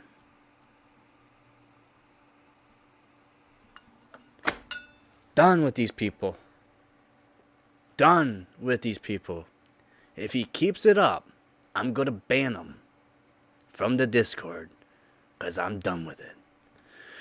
I wish I just blocked him from Discord completely, but it's kind of funny. Exactly! It is actually funny. It is actually funny, buddy. It's actually hilarious. And again, I did not just check one forum on this 7000X3D with all that. Multiple forums, they're putting it to 720p, just like this guy, 720p. But I'm seeing 800 frames max. No, but your average is below 800, so stop talking. And your 1% lows are below 300. Stop it. Your $5,000 PC should be able to play higher than that. You will be gaming at minimum 1080p, medium to high settings. You will not be playing at 720p, no MSA, because literally everything looks like a goddamn pixel. God damn. I was top 1000 in the world of CS2. My settings were at high settings with a 12600K 37 Ti on stock settings. My RAM was overclocked though, so it gave me 60 extra frames per second, which is really good. I feel like AMD won this time, but those fanboys got back generators and they defend the garbage AMD puts. Okay, buddy. I know you've been awesome for my community. Have you looked at the reviews though? Have you actually looked at all the reviews? I looked at the reviews after you were telling me that you had this morning off and you looked at the reviews. I did the same. You know what I noticed though? 8-core CPU, so 8-core 16 thread, which is the 7000X3D, and the Ryzen 7 7800 3D, and the Ryzen 7 9800X3D, 8-core 16 thread. Remember back with like the new generation of Intel, the 1200, 1300, 13000 series? Well, guess what? They put just the P cores on back in those tests. They did not use all the cores. Guess what? In every single test I saw, they were running all the cores. Windows still has an issue with running that many cores on Windows, especially the 24 core 32 thread. There seems to be a lot more issues with them, as you can tell with the 285K. The 285K still has not been more or less refined for these games yet, so some games are not so good with it, but it's up there. But they have them on all cores, the P cores and the E cores, which is 24 cores, 32 threads, or 24 cores, 24 threads for the new CPU, the 285K. Now just put on gaming, like the gaming mode, which will just put it to the actual P cores, which will be 8 cores, 16 threads, or you can even do 8 cores, 8 threads, and it'll be very, very similar in my opinion, like very similar to the 7000X3D and the 9800X3D. But again, this 5800X3D for some reason is up there still with some of these games. I mean, it is up there, and it's actually first place, this 5800X3D, through all these certain tests. Not all the actual creators and influencers and all that. They didn't use all the same tests. At least Linus Tech Tips actually used Black Myth Wukong. It's a performer. This new 9800X3D, it's a performer. I cannot say it is a crap CPU. For 8 cores, 16 threads, it's a performer, but just for gaming. For anything else, it's not going to perform because it's only 8 cores, 16 threads. And its core clock frequency is not high enough, and the 3D cache does not even matter with it. As you can tell with the tests that they did, and I believe those kind of tests. But these games are kind of like hand-picked games, but also they're making it so that way the Intel has a limitation for the actual RAM overclock because they're putting it 6400 megatransfers per second on the actual CPUs. So like Intel can go way higher than that, no problem. And then they're also putting 24 cores, 32 threads, 24 cores, 24 threads. So I mean, geez. They should be doing the same as they did before. They literally switched their style out for this CPU for the other testing that they did with the other CPUs. Search up the 5800X3D. The 5800X3D with all these creators and these higher creators. And you'll see. You will see what I'm talking about. No, Intel's not bad. Intel's actually great in my opinion. But I'm not saying AMD is bad. I'm not. It's just these AMD fanboys are trying to beat out Intel ones just because. I did said only for gaming, but not for productive. I said Intel was better. Yeah. No, I heard you. I'm not saying I remember, buddy. I remember a lot more than most people, to be honest. So, just like this Q. Where does Q go? I have some voltages. I have some memory overclocking for his 5600X, and I haven't seen him. Like for half of the power of last. Oh man, it's crazy efficient. 95 watts, I think they were saying in most things. 95 watts. I think one test I saw 110 watts. That's it. The 14900K, like 300. Absolutely insane. Yeah, no, I can't. I'm not saying AMD is bad. I'm not saying Intel is better. I'm not saying Intel sucks for these things. It's just make it even. Make it like how it was. Make it like the testing was. Now you're just, I don't know if AMD is paying all these people. I just remember like I searched up like AMD sponsored people and that who's paid who around when, and yeah, right around when those people were saying all these good things about AMD 7000X3D or the 9950X, they were paid by AMD. So guess what? I have to do the same thing. I have to search up who was actually paid by who and figure out what's actually going on with that. Because, again, they completely switched the testing around. Again, for some reason. Like, keep it the way you had it before. It worked out just fine. You don't need to switch it just because there's new CPU out. My opinion. You know what? I think it's that time. Just give me one sec. I am still here. I'm just giving you the peace sign. I'm getting stressed out, man. No, yeah, like it's okay for productivity though, Professor Nick. Like seriously, seriously for productivity, yeah, 24 cores is gonna beat out 8 cores. Of course it is. But for gaming, put the Intel to the actual 8 cores, 8 performance cores, and then redo the tests. I do not want to see this 24 cores, 32 threads, or 24 cores, 24 threads versus an 8 core, 16 thread CPU. Please make it the same, like we do for the testing on our hardware bot for competitions. Like I guess I gotta show it, but literally the 9950X is absolutely whooping for these 16 core CPUs. It's absolutely crushing it. All these liquid nitrogen tests, it's page after page, 9950X, page after page, top 50, all 9950X. All liquid nitrogen though, all liquid nitrogen now, but like, geez, that's insane. Like, top 50 for CPUs is literally 99 for 16 core, 9950X. Nothing. He hasn't messaged me back yet. He needs to message me back. Be like, yeah, you know, I should run it at 1080p, you know, at the settings I would use it at. Man, I'm thinking of getting a water chill. It is hella... Wait, it is the hella HC 500A would be insane for daily max. Yeah, there's so many people that actually do that too. There's a lot of people that use the water chillers for their dailies, just so they can have more of an overclock on them. They're also in a hotter climate, like China and that.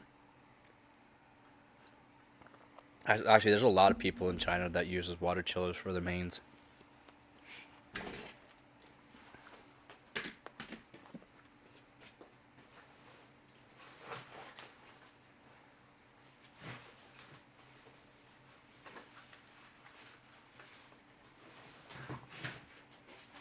Alright. Have my coffee. Oh.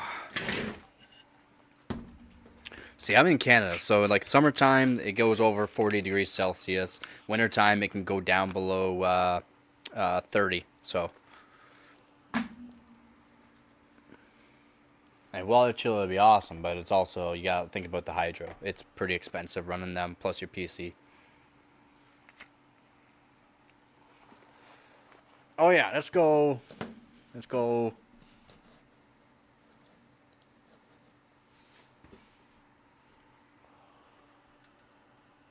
Let's redo this.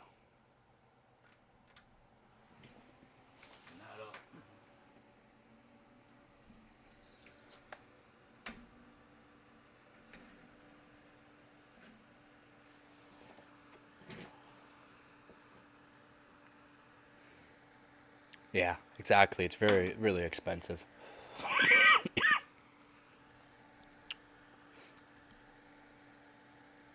Well, I mean, for the water chiller itself, it's not. It's the hydro, though. Pretty sure the lowest wattage one is like around 400, 500 watts just for the chiller. And then like the good ones are around 1,000 watts, which is insane. But it doesn't matter of many or how big your rads are. Yeah, yeah. I wonder how good the upcoming Cooler Master G11 AIO. It has a dual pump and dual chamber. Whoa. I wonder if how dense the fins are. Do you know what the setup is like? I gotta search this up. Like, what do you know what the setup is? Because if it's set up as like a series pump, then it's gonna have a really dense fin, and it's gonna be really good for cooling. Oh,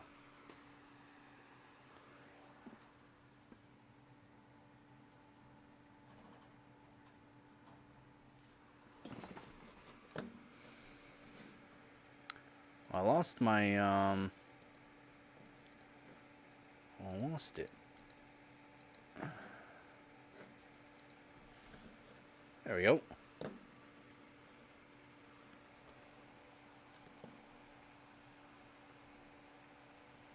I have multiple custom water loops. On my daily, it's a 360 mil custom water loop for a Z690 Ors Master. Right now I got 12600K in. The cooler is a custom Z690 Ors Master monoblock, so it's called the Momentum 2. Z690 Ors Master version, and it's been lapped. It's been lapped down to copper. So has my CPU. It's also been lapped down to copper. Yeah, I got a custom water loop on my daily and on my for like my testing in that too. Like the one that's doing the streaming also has the custom water loop, but just a 240 mil radiator. Looks cool. Who? Me. Professor there, he has you should see his rigs. Do you have Discord at all there, Zardy? You should check out his, his systems. Holy crap. Oh, the direct die, man. Have you got her all figured out now with the radiator situation?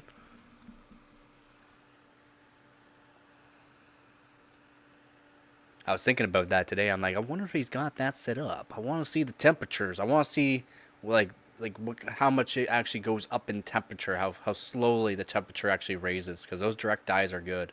I used direct die before, remember that, but it was the direct die for my monoblock. You can buy direct dies for these monoblocks, and you can switch out for IHS or for direct die. I don't have the direct die anymore. I literally threw it out after breaking 2 of those CPUs, so I might get one again. Who knows? Yeah, you should join.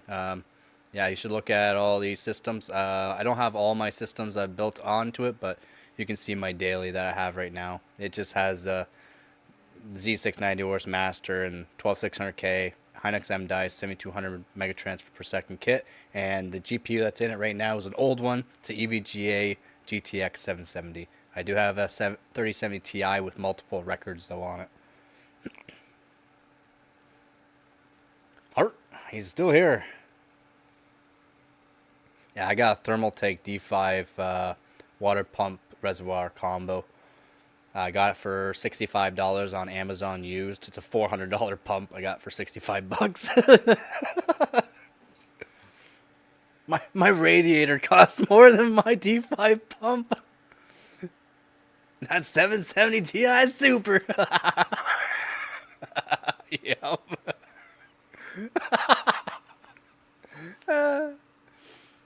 I still have to overclock this GTX 770 though. I'm pretty sure I'm just gonna put a water block on it though.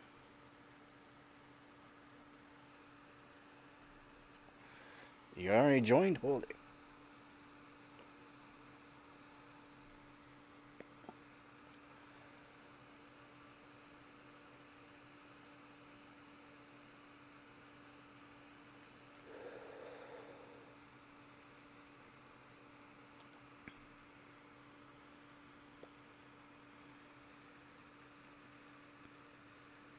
Yeah, I'm pretty sure he's not gonna be on this channel any longer here. I'm trying to find his... There he is. Is that... He even says, is that okay?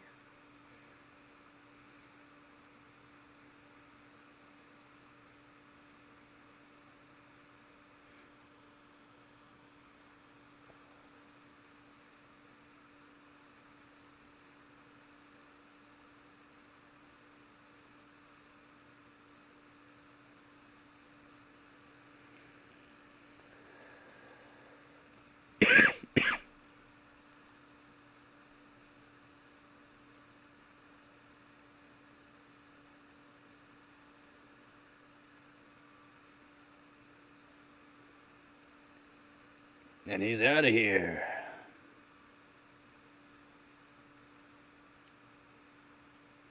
He was messaging too, and I banned him. Yeah. Done with it, man. I can't, like, God. Gotta put everything on low settings to say it's better. It does not make sense. It's working. I didn't have time to rebuild it. It's using a 420 and 360 mil radiator, thermal grizzly direct die, and an EK D5 pump with 6 140 millimeter, 3000 RPM fans. Oh yeah, those are the Noctuas, right? You got. And 3 220 RPM, 120 millimeter fans. Nice. Those Noctua's pretty good. I only have one Noctua fan that I got for free, but it's a pretty good Noctua fan. 3,000 RPM as well. I use it once in a while just to make my setup look nice.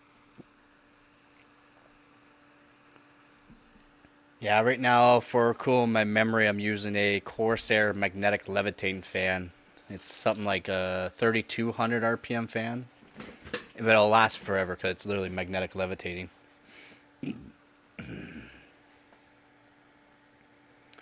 They literally say industrial fans on the box. Industrial fans. That's awesome.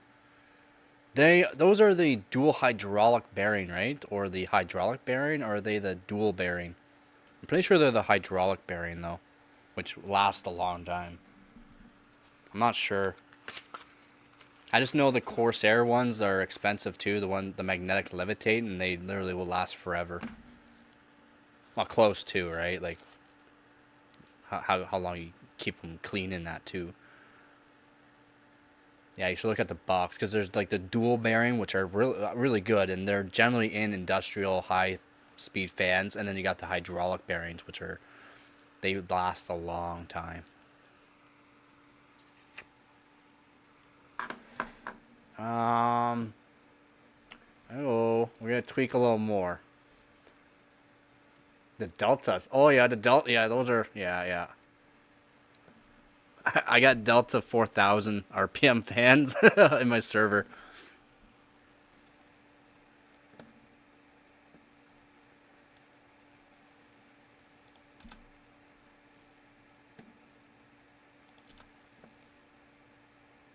What if I go 26? I'm gonna try it.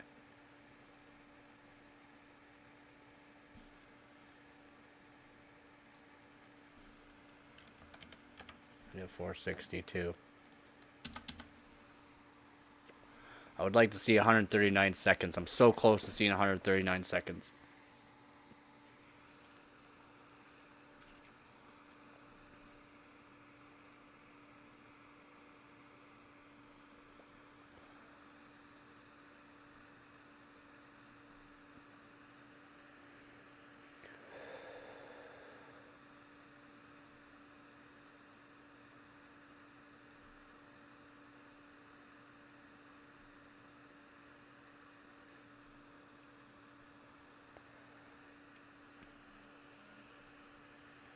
If anyone is new to the channel, if you have any questions, please let me know. Alright, we're up and running. Wow. Okay, this should actually get me 139 seconds, to be honest.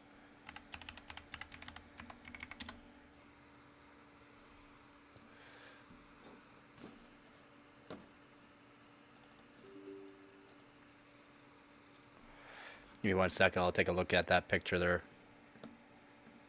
Take a look at the picture on Discord and see what you got going on here. PY Prime, make sure it's on 32B. We'll run it. We'll run it and we'll look at the... Pretty sure it's a picture of the fans that you sent me, right? Yeah.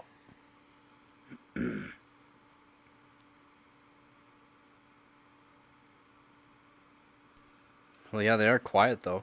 Max of 41.3 decibels. That's really quiet. 6-watt fans. Wow.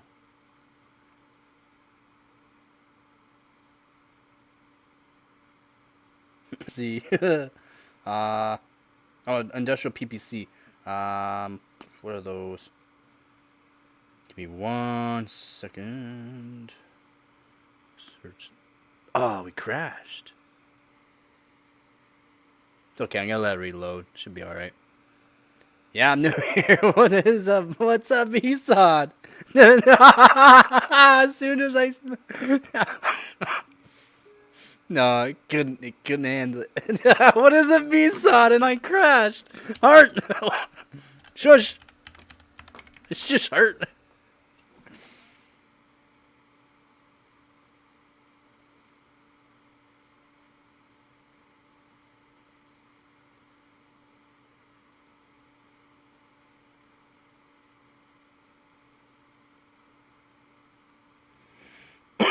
Oh, they use the SSO2 bearings.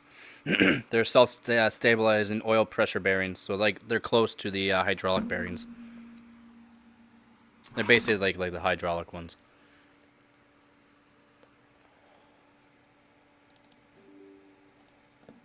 I'm still running i7 9700. I need an upgrade bad, waiting for the NVIDIA 5000, and will pair with it. New AMD chip would be a big jump. Yeah, it's true. It would be. It would be a huge jump for you, to be honest. Especially if you're just into gaming. Like I said, I have nothing bad to say about AMD. Just a lot to say about the AMD fanboys. 9700 slaps. I don't know. The 9700 is a bigger number than the 7000 X3D, so I don't know. I think the 9700 would win. But yeah, if you're just into games and that, for sure the 3Ds are good to have.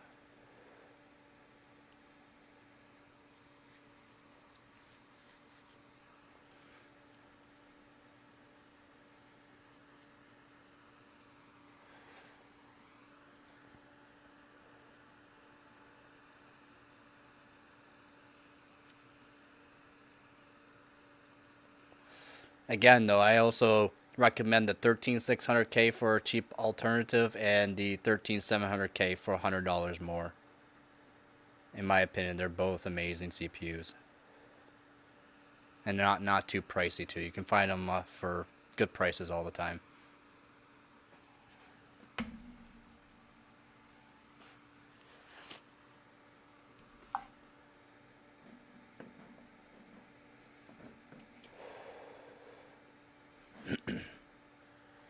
Alright, we'll get back into the picture here. Just gonna put my fan back on the RAM before I crash again. These Hynix MDI like to be really chilly, below 40C. Especially cranking all these timings and that, they gotta be around 20C, 25C. Using it with the 3070 and 2666, yeah, not mega transfers per second, that's megahertz. Mega transfers per second is the newer RAM, DDR5. I don't know why we were switching it for that, but it's only due to the fact, like, you could go 1-to-1 timing with DDR4, and you cannot go 1-to-1 timing with DDR5. That's probably why. Now this time I'm going all out nice. Yeah, I got CPU on Amazon, and all I got was sand. Man, if only you had a RAM cooler. It's coming, buddy. It's coming. I'm thinking about going tomorrow and picking it up, but I'm in town Friday anyways, so I might just pick up Friday. Again, thank you to my donators. Thank you to my subscribers. Thank you to my viewers. Thank you to everyone on the community and supporting this channel. You have meant so much to me for this competition and just making my channel take off. Again, thank you, everyone. I'm definitely going to try to get some records, or at least some top fives with the 1080 that's coming. 13900K is going to boost my overall competition up as well, since there's 24 core tests. I'll be doing the 1300K in that. Again, for the Arctic MX4, thank you, donators.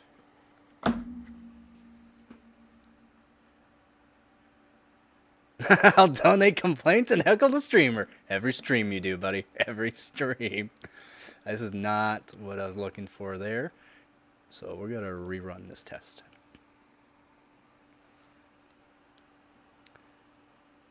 I'm sure they make them. Yeah, it's actually on the way. It's a Corsair Vengeance RAM cooler. So instead of me actually sticking a fan by them, it actually goes right over top. And these RAM sticks, right in the center is the IMC, so the actual controller for the RAM. And that's more or less going to help the stability on these sticks, because they're already copper modded on one side. They're single-sided dual rank sticks. So I copper modded the one side so I could put the actual same cooler that came on the Dominator Titanium. Still look factory. Looks like it's a sleeper RAM kit basically. And the cooler is actually gonna go blow right into the open slot for where the LEDs go, which I never have on it. It's just extra heat. It's gonna blow right in there, and it's gonna blow right onto the IMC. I'm gonna be so happy. Oh, RAM heats, yeah, no, that'd be awesome to have. But my next step from doing it the way I have now is an actual water cooler. But I don't want to spend the money on that. I want to spend the money on liquid nitrogen and or dry ice pots for my RAM, for my CPU and GPUs. That's my next step. That might be for next year. If things keep going the way they are, I'll definitely be doing that next year. Getting into either dry ice or liquid nitrogen. I just got to hopefully get some more donators and all that, and more viewers. Just about monetized on YouTube, so I will be making money off of YouTube here. Hopefully in the next couple weeks, I'll be monetized. So, and then after that, it's just a quick process to make sure everything looks good on my channel, and that I'm following the guidelines. I have been, so I should be monetized here within hopefully the next month.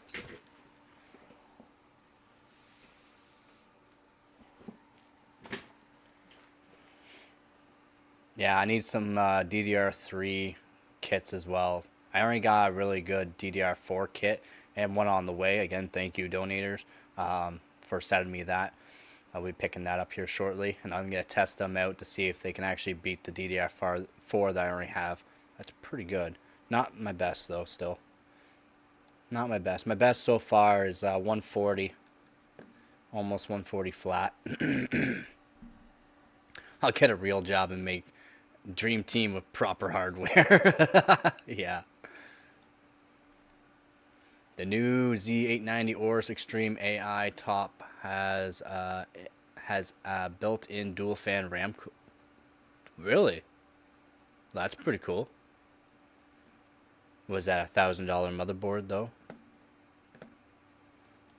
Probably $1,000 motherboard. Let's see if we can get. Let's see if we can get this down. So let's go task manager, check out any processes. Let's see if Bonjour, yep, Bonjour is running for some reason. Widgets is going to, which I don't like widgets at all. Wish I can get rid of it. And we're going to do the Windows Explorer as well.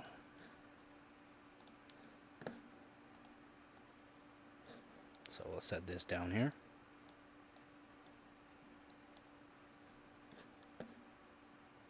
Just so I can see. Command down here. And we'll just minimize that. See if we can get this to 139.9 something. Hopefully. That'd be nice to see.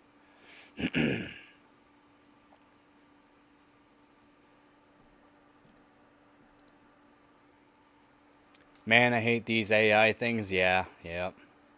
AI isn't even real, man. You mean alien intelligence? Yeah, it's there, man. They're real. Beam me up, Scotty.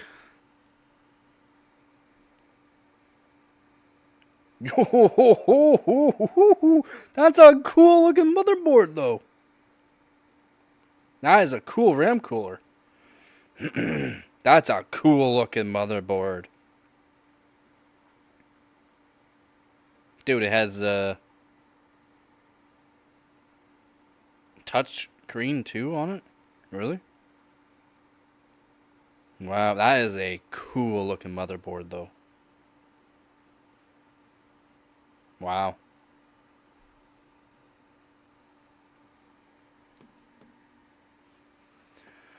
What I don't get about these $1,000 plus motherboards, they're designed for gaming extreme overclocking, but why in the hell do they all have 4 RAM slots? Yep.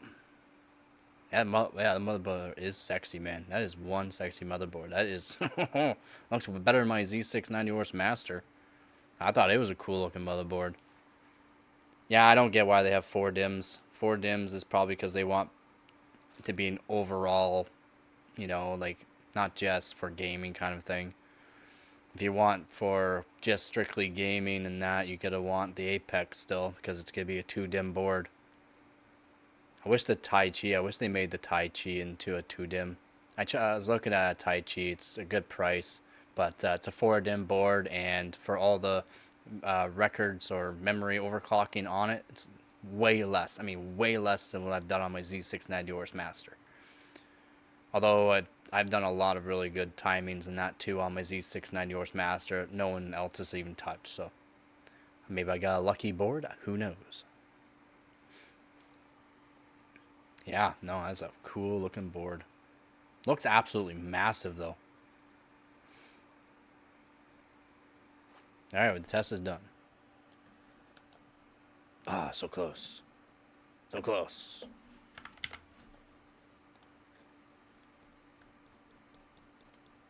Oh, I just need to run. Whoops. Blur. Yeah, I kind of figured. Fat finger.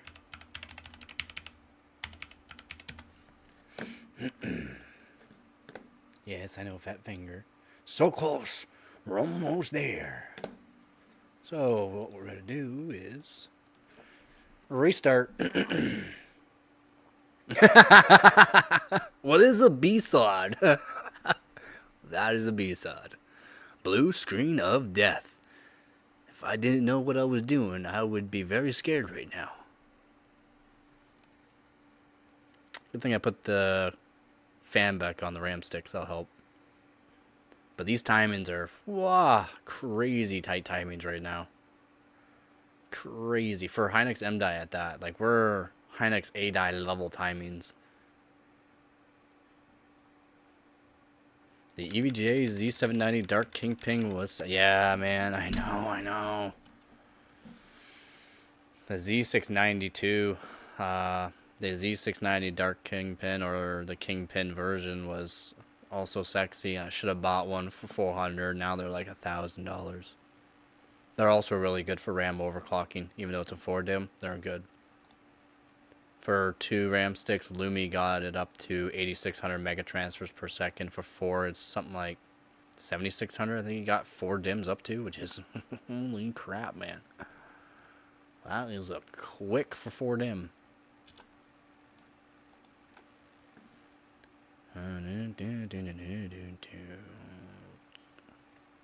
I honestly don't know. Look at that, 4. TRTP down to 4. Something broke. I broke something on the board and it's making it crazy tight timing there. Just fine with me. I'm cool with that. Yeah. TRTP. I don't know if we can go 44. We're going to try it. We cannot lower TW pre there. TWR pre there. We can't lower past 48. It's not workable. We'll try 52 for the T mod. And we'll try SG down to 10, which is performance gainer, but it's not going to make things stable.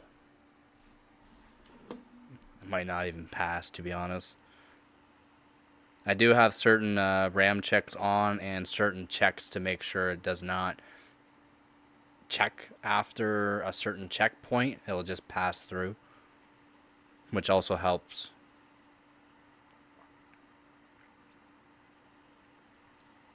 It helps a lot.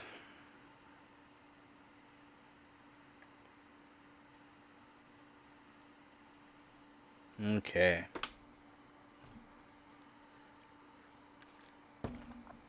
I even had some time to shave up and have a shower before the stream. That's nice.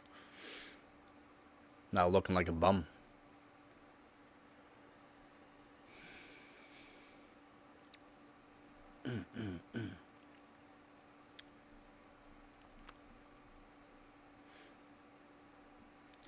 Yeah, I don't know if it's gonna pass.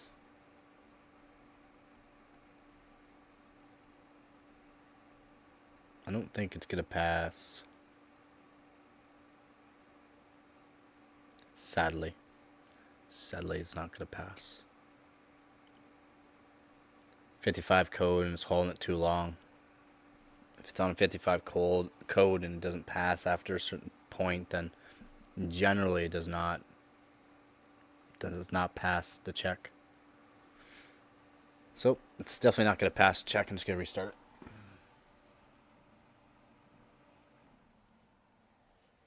it. Okay. And I'm going to do this again. I am still here though.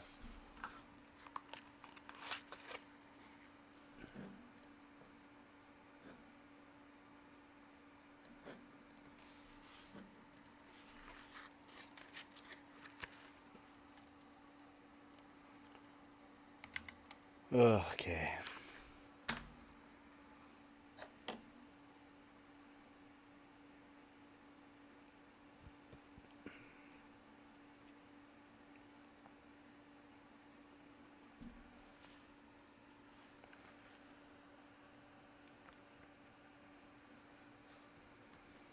Come on, let's go, let's go, let's go.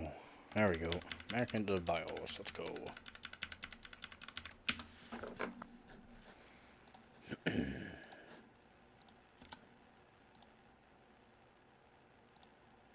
So yeah, the hell yeah, brother, I got these timings now. So from yesterday till just before the stream, I was doing some fun with it, and yeah, having some real fun. Got it down over another second less. So very happy about that.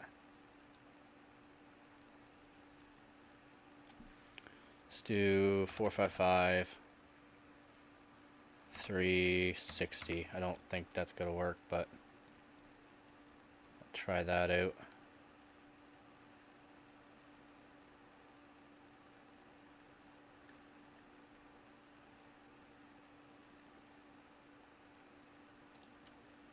Let's go 56 on that.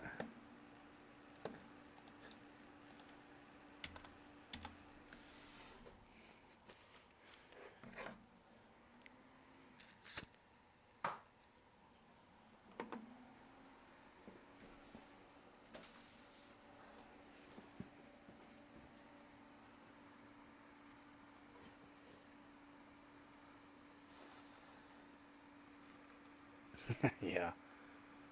Put the shades on. I should put the shades on.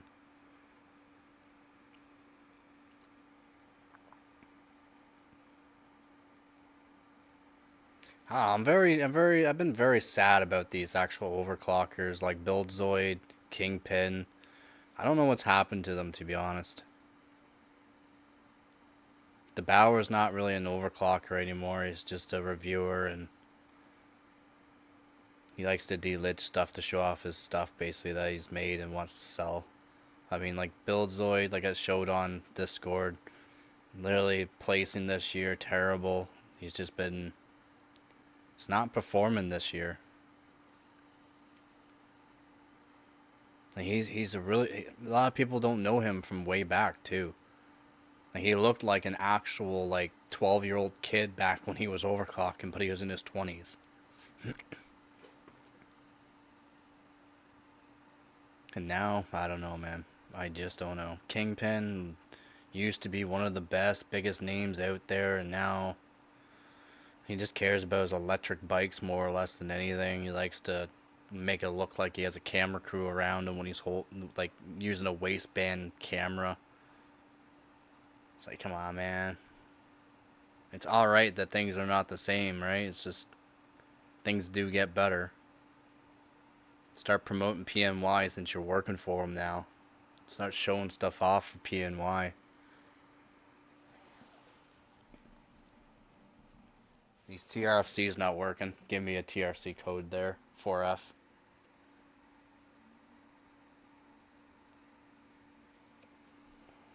Could have been the per bank though.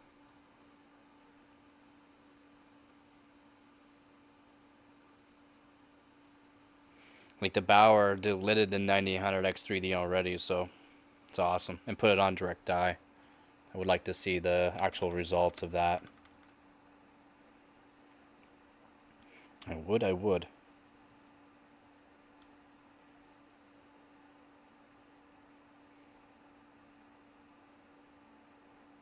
Come on, let's go.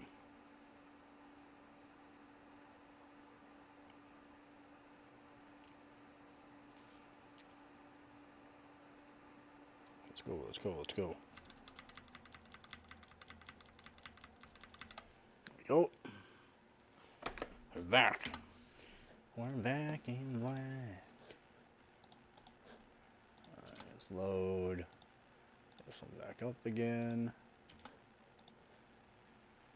And we can put this down to 26, which doesn't really help us out much. I don't think we can lower. Oh, I think you put 28. No, because I've already done 26. 26 does work. Let's try 34. Let's try 32, which I don't think will work, but we'll try this. We'll do 460 and 380, what we had before. Let's see if this works.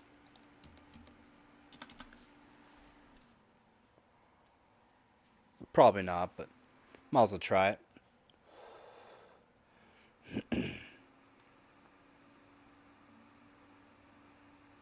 And I'm wondering if it's the actual motherboard that's making it put out the green screen, to be honest. Because it's an old motherboard that I'm streaming off of. Like an old... Right now I'm using an X5650 for the streaming, with the 3070 Ti for the encoder. I'm wondering if it's the motherboard. Because when I do the throughput from my daily system to the PC with the actual EVGA card, everything's normal. Everything looks fantastic. So I'm wondering if it's just the old board. So maybe I should make a new streaming PC with the i7 3770K. Or I could even buy a really, really cheap DDR4 LGA 1700 and put the 12600K in it. When I get the 3090K. And then I can do some overclocking on DDR4. Show people about Samsung B-Die.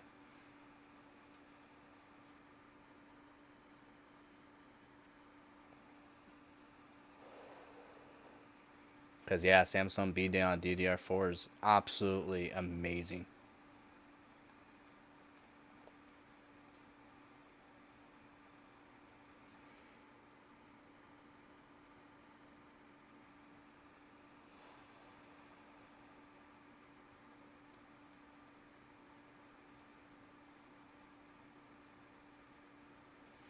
I found a photo of you on the internet. Check the Discord. Did you?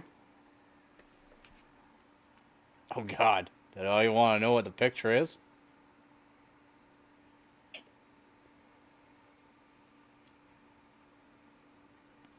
Where did you get that?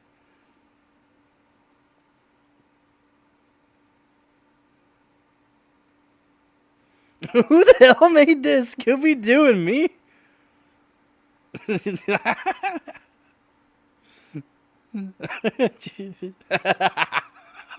Oh. Jeepers. Shaggy? I don't like this.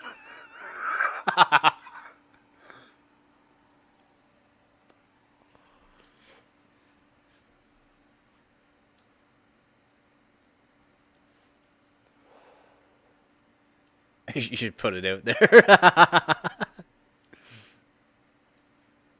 I was gonna say, if you actually sent me a picture that you can actually search on the internet, because I'm pretty sure, yeah, you know my name.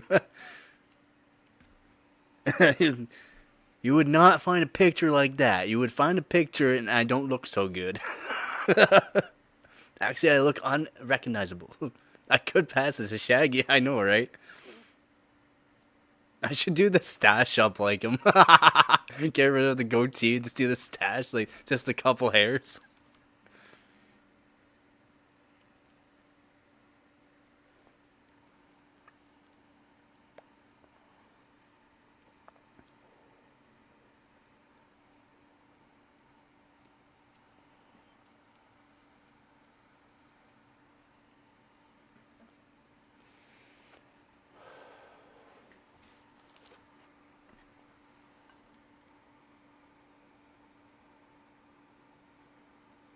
I don't think it's gonna pass. Again.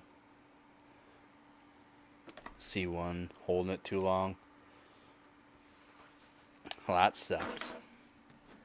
That sucks. Whoa. Whoa, my bad. Put that back over there. Let's do a little something called that. Yeah, let's see what we got going on. Ooh. We gotta get back in the BIOS or what? Also zoom in a little bit here. There we go. I like seeing 6.1. I don't like that though. Oh, that's okay. Calm down, camera. Calm down. Focus. Enhance. Zoom. Enhance. Zoom. How does it look? Because everything is 1080p 60 frames now. Generally, I'm recording at this 4K 30 because I find it looks better. But the 30 frames, in my opinion, while going through the capture card, isn't as nice.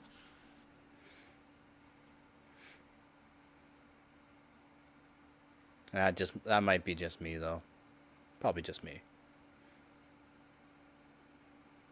And I started the stream, my mic wasn't working again because I accidentally unplugged it. Looks fine? Okay, good.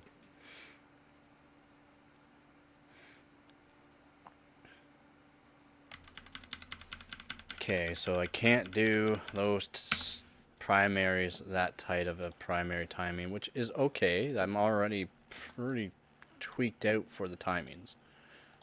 I'm tweaked out like those AMD fanboys. I'm just tweaked out, man. Tweaked out.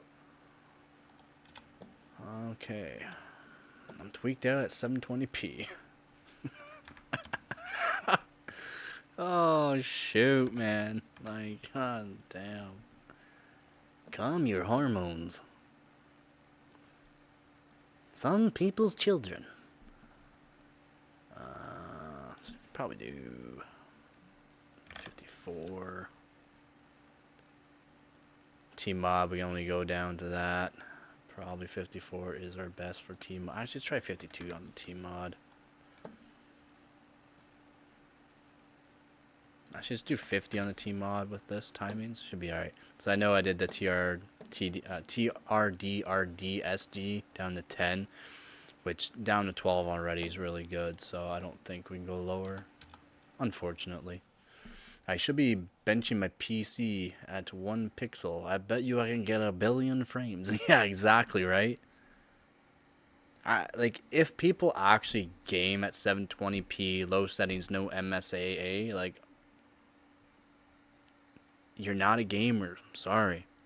You're not going to get anywhere. You will just not get anywhere. You're going to try doing the same thing over and over, and it's not going to work for you. Your monitor is not 720p. It's 1080p most likely. Unless you're a professor here and has a amazing monitor. But again, if you're going to be first person shooters, you're not going to be cranking everything up. Yeah, medium high settings, or you're going to be at high settings with MSA on. Making sure everything looks clean, fresh. So that way everything is clean and fresh so you can see everything. At 720p, where yeah, everything looks like a damn pixel with a 1080p or even a higher 1080. You can get higher resolution 1080p monitors now, but like 2K monitors as well. Like most people are at that. I think it said screw you. Okay, so T-Mod won't go down to 50, sadly. That's aight. This is just a pretty relaxing stream in my opinion. Not trying to get crazy with it. Although I should be doing some Geekbench 3.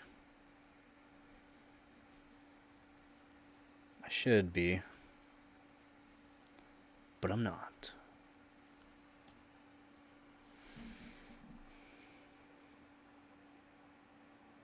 Yeah, you told me about that guy before there, Nick. I should have believed you. I wasn't looking at everything you were saying on the Discord.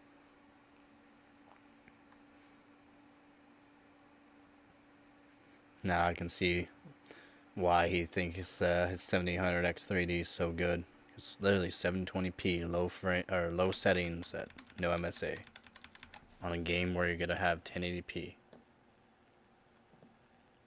First guy? I don't know who the first guy is. Who is the first guy?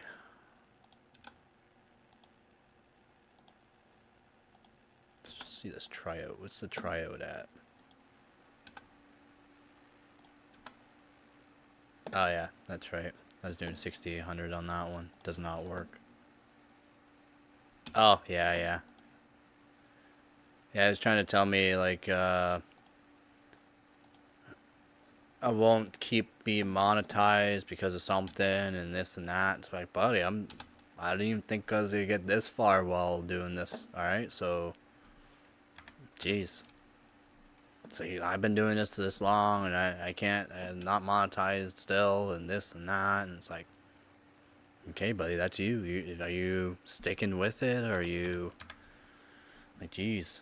He's bragging about making almost 200K a year, that that's PC, yeah, right? It's like, if you're making that kind of money, you would have, like, top-of-the-line stuff, be all set up good.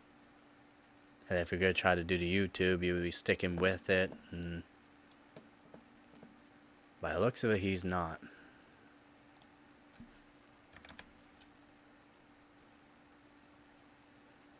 And T-mod of 52.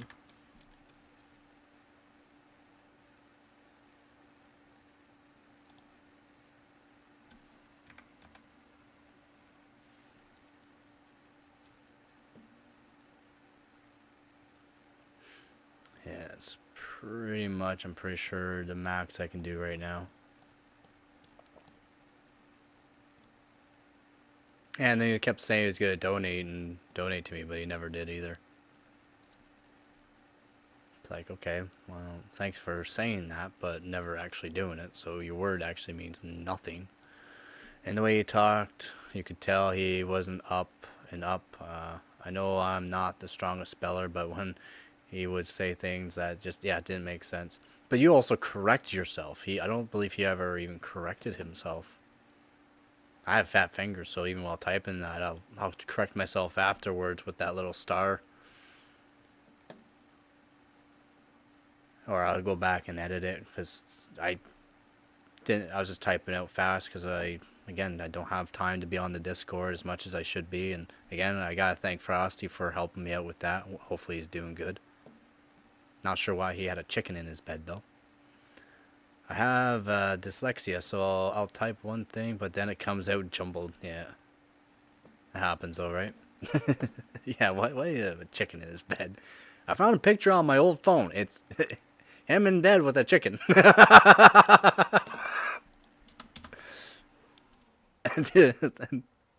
Why do you have a chicken in your bed? Why do you have a chicken in your house? That's what I said. It's like, why is the chicken in the house? So I'm from the country. We raised chickens, and then, yeah, you don't want to know what we did with the chickens, because they were very yummy. Yeah, where's chicken? Bakak!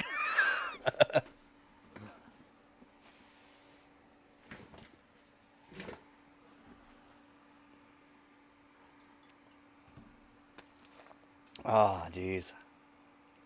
Just another one of those streams, though. It's like, jeez, people saying all these things. Like, I told him my 12600K the lows in that were really good, and that my frames were over 400. I was telling them the 13600K and 13700K are really good as well, like close to matching the 7000X 3D, and they are at the same settings. Yeah, Frosty's pretty cool. Yeah, he's awesome. He really is. He's helped me out so much, man. Like, again, like I had the Discord before. I had to close it because all these people are saying things that aren't true. This one guy, I was asking him about some things, and he was saying something about the 3770K, and then he was talking about how it was a silver, or it was a soldered stem, or the paste got so hard that when he delidded it, it would crack the die. The 3770K has paste. They called it toothpaste back in the day. They called it toothpaste because of how crap the actual Intel thermal paste they use on those chips were. and they were very easy to delete. You just literally needed to cut around the sides of it to get rid of the silicone, and like that easy, and it would pop off. Then I was like, "Are you talking about a CPU, the 3770K, or a GPU?" And then he goes, "GPU, the 3770K." I'm like, "There's no GPU that's a 37. I can't handle this Discord anymore." And I just deleted it. I'm like, "No way. I'm done. I'm done with these people." It's like I've been constantly back and forth with them about certain things, and they're telling me about this and that. It's like, yeah, okay, you know some things about these older systems and that, but then he's literally telling me about a GPU called the 3770K. I'm sorry, there's no 3770K that had thermal paste that would dry onto it, that when you delitted it would crack the die. There's silver soldered ones that literally you can delid and it doesn't crack the die. They did the i9-9900K, the silver soldered, or it's STEM soldered, soldered on IHS, the i9-9900K. But the Xeons were one of the first ones to be done, yes, because they were server grade, right? So server grade, and that's why they were $1,400 CPUs though, because they were silver soldered, which was a newer thing back then. Not all of them though, right? Not all of them. Yep, like I said before, and it's like I know, I know so much about hardware. Yeah, I might not own all of it. I wish I did, but I've researched all of it. I've watched videos on them. I've gone on old forums, new forums, go off of certain people's things, moderators more or less that have worked with them. I do the research on stuff. I don't just say stuff for no reason. Again, I'm saying this on a YouTube channel. Hopefully people will start learning stuff, right? I don't want people to start learning about things that aren't true. That's me though, right? That's I don't care about what people say, like, oh, I don't know anything, but everything I've said in the past has come true. I'm not a lying type of person. That's just not who I am.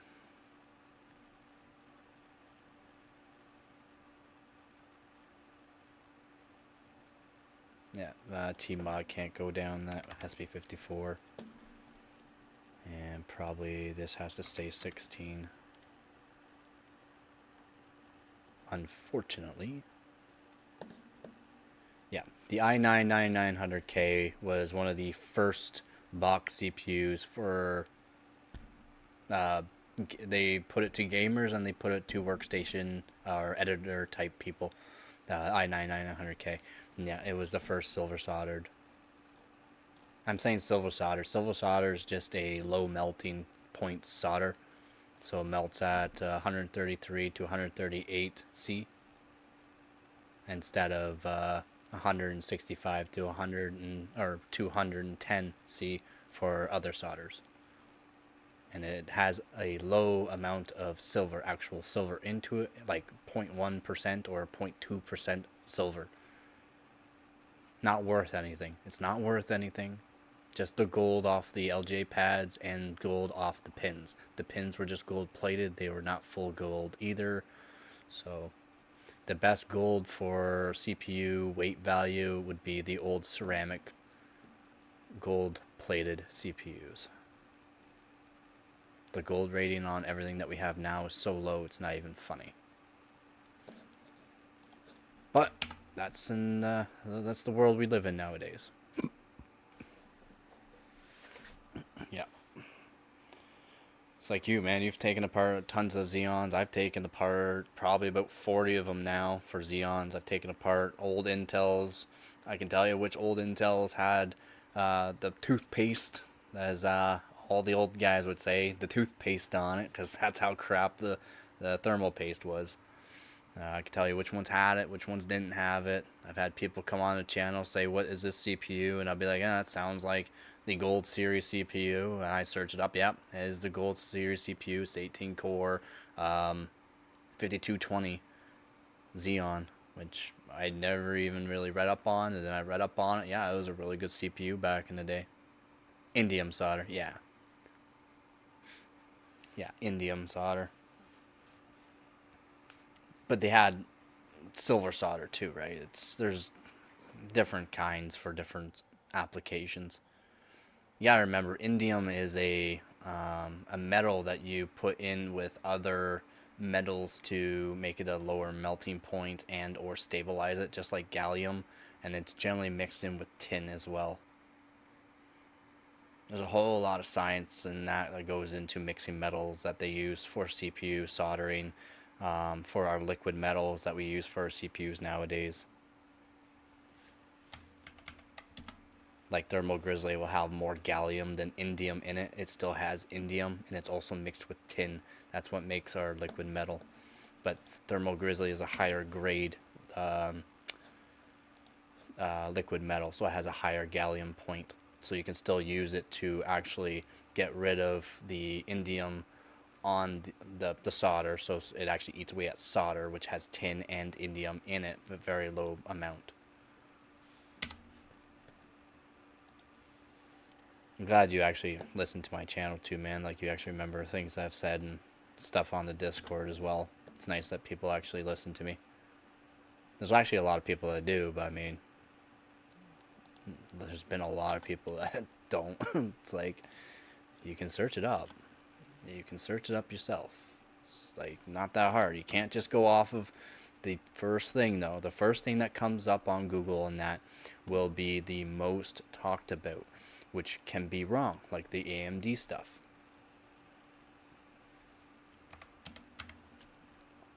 Ooh. Yep.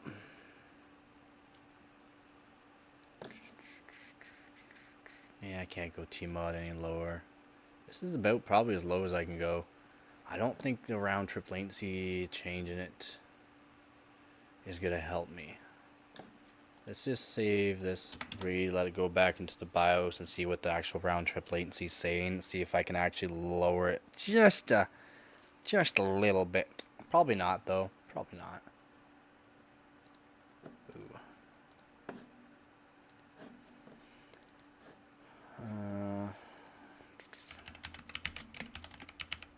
Oops.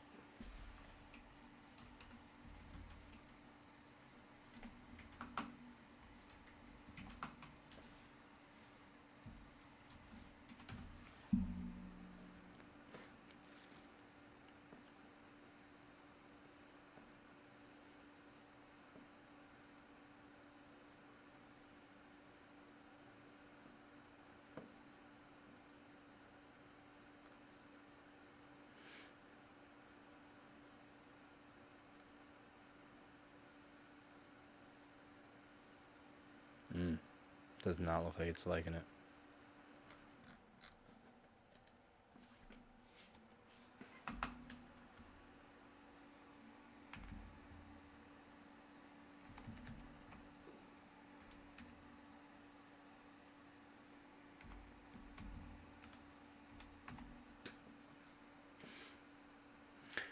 So, yes, silver solder is used in some CPU processors along with other metals.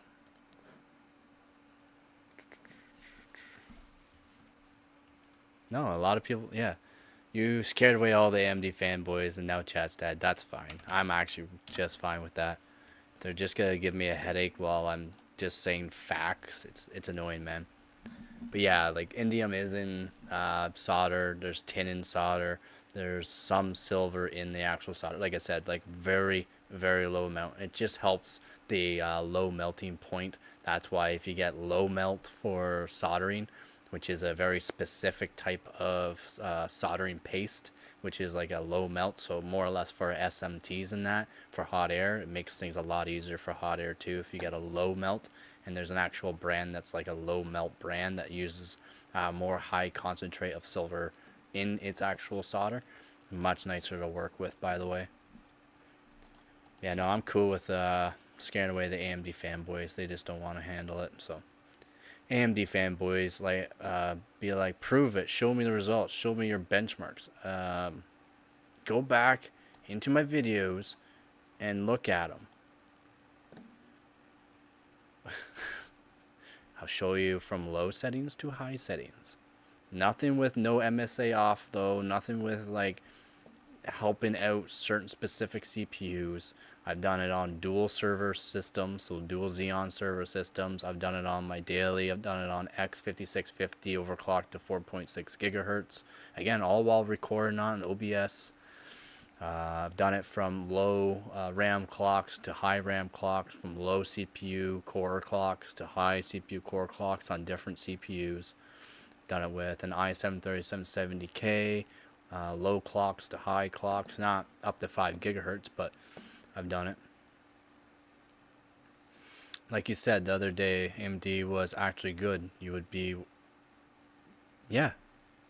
And I do. I would love to have a 9950X right now, because then I could be really good for the 16 core CPUs.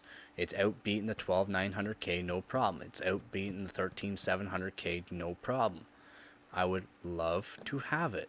It's just costs a lot of money, and it's not going to give me, for a lot of the testings that I do and stuff like that, for actual benching, you need high clock rate and you need more memory overclocking. AMD will not do that unless you're on specific motherboards and that. And you still won't reach Intel's overclocking for actual RAM overclocking. You just won't reach Intel with AMD, sadly. Sadly, like, seriously, like, I'm not an AMD or Intel fan. I'm just telling you what is better for each thing. I've done the research. I don't just go off of creators, because the creators like to mess up tests all the time. And I'll keep 480. I'll keep the 480.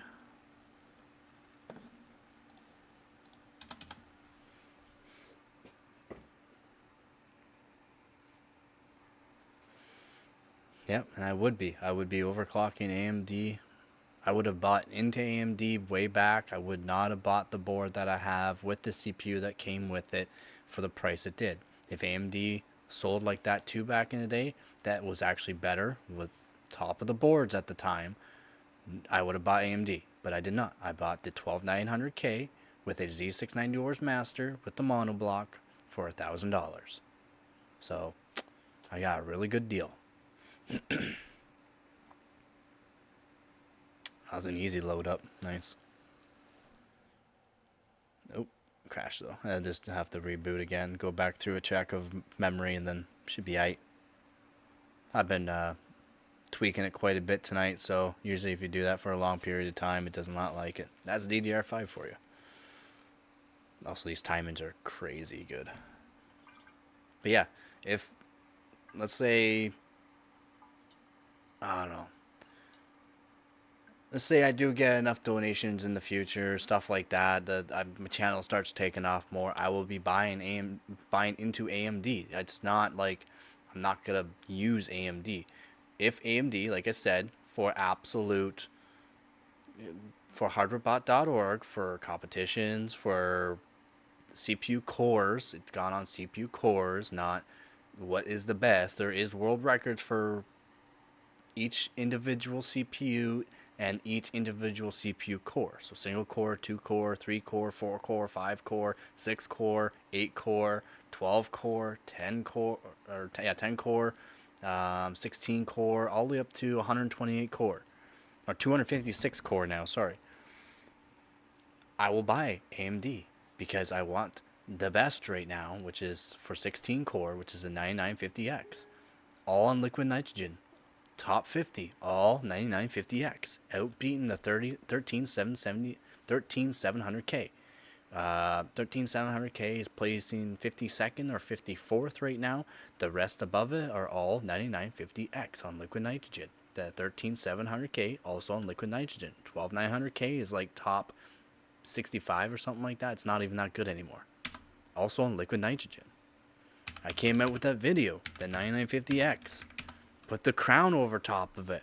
Literally throughout the whole thing, I'm going, you gotta be joking. Like, it's beating out the 12900K that was on liquid nitrogen, and it's not even on liquid nitrogen yet. For some tests it was, but there's some tests it was just on extreme, it's on water, but it was also on chilled water. So it was outbeating the 12900K on liquid nitrogen though. 16 core versus a 16 core. That's how it works for overclocking. That's just how it works, man.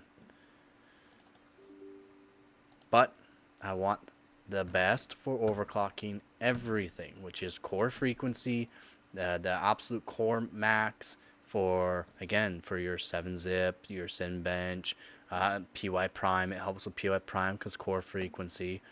W prime as well. Y cruncher is and you just gotta have a really stable system for Y cruncher. It's so RAM and CPU gotta be real stable. But for everything I do, I want high core because I'm going to be doing 3D Mark 03, 3D Mark Vantage, 3D Mark 11, Geekbench 3, Geekbench 4, Geekbench 5, Geekbench 6. I'll be doing 3D Mark 2001 SE, so second edition. I'll be doing some more testing on Black Myth Wukong. We'll get the 13900K, by the way, so I won't be bottlenecking my 3070 Ti and only getting the 35 frames per second on cinematic. So, yeah, like... all the 3D Mark, like there's so many tests. There's the CPU Cloud, Extreme, Skydiver. I have Port Royal records on my 3070 Ti. I have Speedway records on my 3070 Ti. For all of those tests, you gotta want core frequency for helping out the actual GPU. The cache is not gonna help the GPU. I should actually search up to see if anyone's actually done the 9800X 3D on 3D Mark. I have not searched that up yet. It's so new, right? It just came out 6 a.m. This morning, so. Okay, I'm all logged in here. We'll go to video card. Because for video card, you gotta want core frequency for all these tests. Core frequency for first-person shooters is better. Your 1% lows is gonna be better. For these tests are gonna be better for you. Okay, we'll just do a time spy, a DirectX 12 benchmark. DirectX 12, people, not a DirectX 11, DirectX 12, which we use for our games now. Not unless you're playing the older games, DirectX 11 then. Now we're going to do for, just one core. 4090, and we'll just go top 20 and see if anybody's actually used it yet. No, 13900K. Top 40, no, 14900 KF. Top 60, no, 13900 KF. This is with a 4090, by the way. Top 80, 13900K. It's all Intel. It's all Intel with the 4090 in the top. Let's see, I'm just going to go top 100 now. For the top 100 for the 4090, nope, the 13900K. Let's search the 9800. Whoop.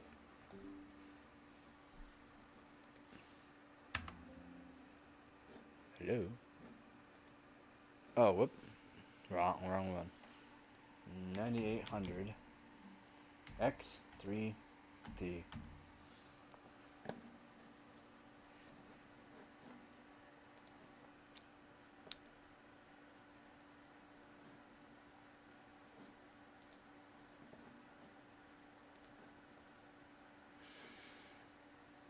I don't care. Let's do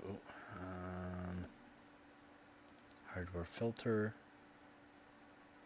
processor, 1 model, 9800. Oh, it's not in here yet. Oh, right there.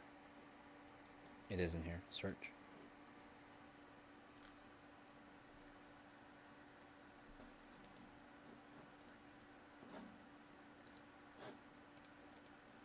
Searching it right now. I do think Intel prices will fall even more because AMD's new CPU. Me too, buddy. Sadly. It's not going to hurt Intel that much, though, but I do think they are going to fall a bit more, and then AMD fanboys are going to get more of a big head, unfortunately. And then, like, right now, at the price I bought this 13900K, right? Literally, like, $250. The same price I bought my 12600K for. How can you put that against an AMD for price to performance? It would absolutely destroy AMD's CPUs for price to performance. I just can't seem to make that work.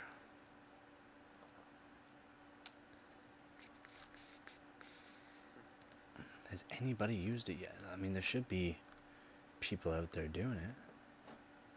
So it's an 8-core.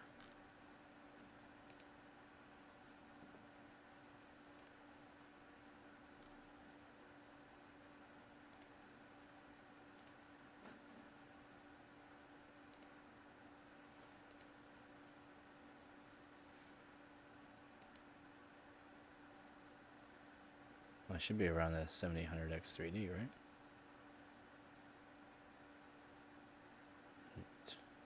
For 3D market, the 7800X3D is around a 99900K. So that's not even that good there. 9800X. Oh, we got scores out here. Okay, finally loaded some. They got it up to almost 6 gigahertz by the looks of it. Yeah, on liquid nitrogen, almost. Oh, liquid nitrogen, 7 gigahertz. Wow, very nice, very nice. They don't have anything but no good tests. That sucks.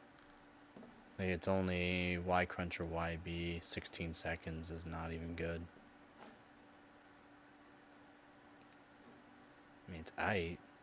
For an 8-core, it's good, but... Oh, yeah, Dom. Dom. Of course it's Dom that has it. He's like an AMD overclocker. 5.4 gigahertz. And, yeah. First, because it's the only one. And it's 41st at a 950 for 8-core CPU. So... 12900K. The 12700K outbeats it for Geekbench or Pi1B.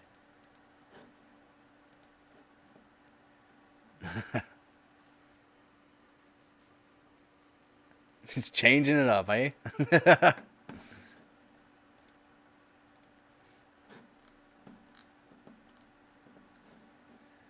Yeah. I mean, of course it's Dom. Dom is his profile picture is amazing too. It's so funny.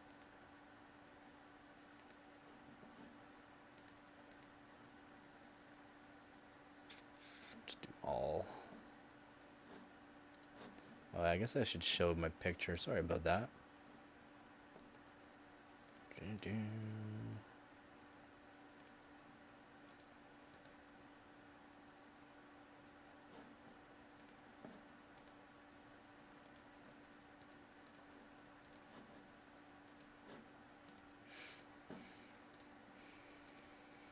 Go. I can actually see.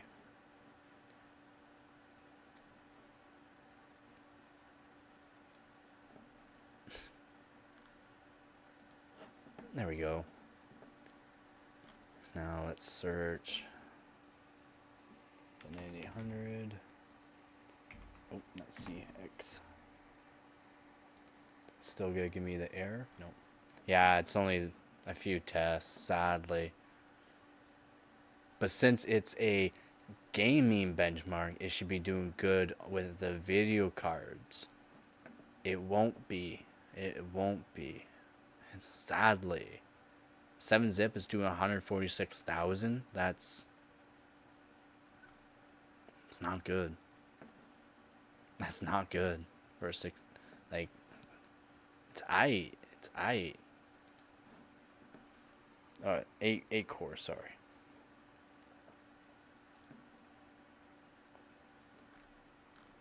But again, you gotta put it also against Intel's when you disable the E-cores. You put them to the 6 core and 8 cores, depending on what you're, or 4, 6, and 8 cores, depending on what you're using, which Intel's gonna beat spec cards, right? Like, that's how it works. That's how overclocking works, and that's technically how performance works. Is It's these benchmarks are not just off of nothing. They're off of games. They're off of what we're doing nowadays. Old hardware and all that too.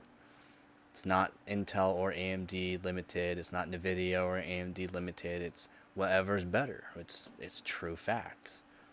And that's why I don't trust creators, because every time I search up who was sponsored by AMD back when certain times and that, because you can, they're always sponsored. So, and then the tests again, like I said, the tests for that came in, and then full cores while doing other things. Intel was beating 5800X 3D, but yet the creators were saying the 5800X 3D was better on a couple of games, better on, I think, one test technically.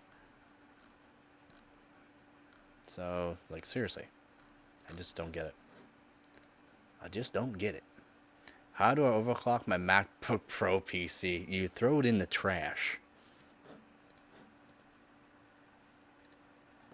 You buy yourself a computer, not a Mac. You buy yourself a computer. You go into the BIOS. You start clicking some buttons and hope that you don't blow it up.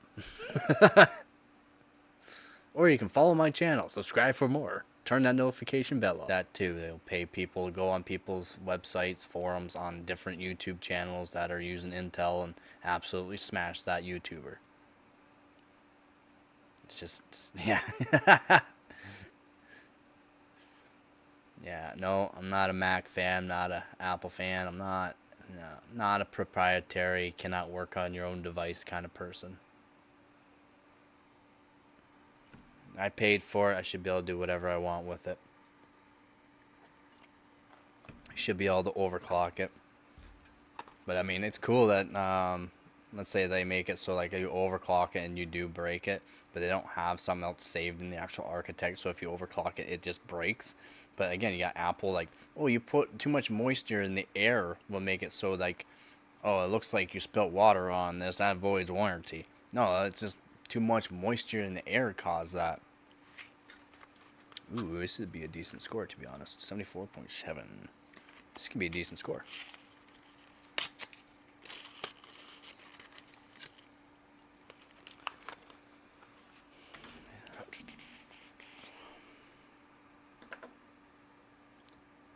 Yeah, this could be pretty good, in my opinion. Could be pretty good. 113. Ooh. Should be around the 140 flat or 139.9 maybe. Maybe. Hopefully. Oh, we might be 139. 6, 5, 4, 3, 2, 1, and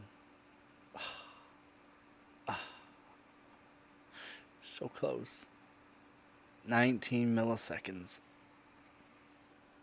19 milliseconds off. Oh, I did not want to do that. I want my other mouse, not my other PC mouse. So close. It's a rough life. Damn. Maybe that is my best one, I do believe, so far, actually, though. It's just not what I wanted it to be. Yeah, 140, 100, so.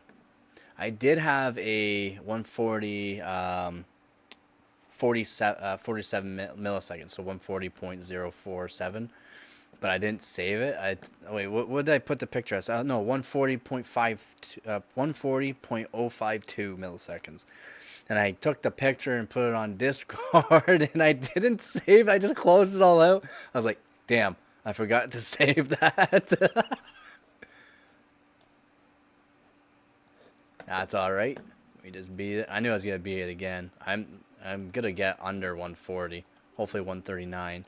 Then when the 13900K comes, hopefully I can beat this again. Like I said, I don't know if this 12600K is just absolutely cracked, like just one of the best chips for overclocking RAM, or Maybe this 13900K will be better, hopefully. So I'm hoping. Like I said, right now I'm beating 14900KS. I'm beating a 13900KS. I'm not beating 13900KS with Hynix A die, but the guy is literally Exaberries is crazy with his memory overclocking too. So he also has Hynix A die. I have M die, which is good that I have M die because that really helps Canada right now for points. All right, CPU, mainboard, memory. Boom, everything looks good. Save result. Boom, done. Saved. Now what I'm gonna do is exit these out, minimize. See if we can get a little bit more performance. Just a little bit, you know what I'm saying? I just want a little bit more. Just a little bit more. I'm not asking much. I might be asking a lot, but I'm not asking much. I literally just want 19 milliseconds. Faster than a blink of an eye.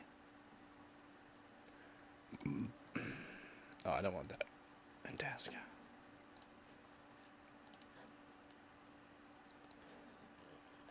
Faster than a blink of an eye. That's what I'm looking for.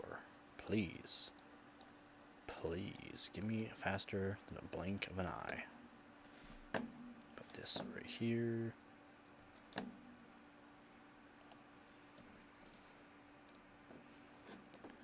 Hopefully. Hopefully this works. And we get what we want. We get what I want, I mean. It's nice getting what I want, right? Oh. Who's saying what?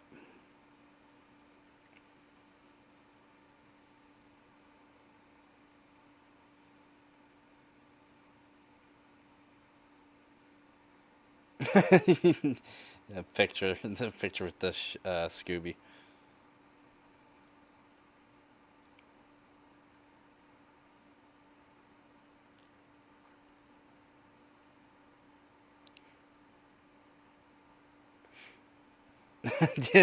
Have you seen my D-lid tool? Have you seen my D-lid tool? Yeah, the Thermo Grizzly looks nice. But have you seen my D-lidding tool? I should go grab it. It's an actual machinist vise. Yeah. Big hunk of cast iron metal. Did somebody say Scooby Snacks?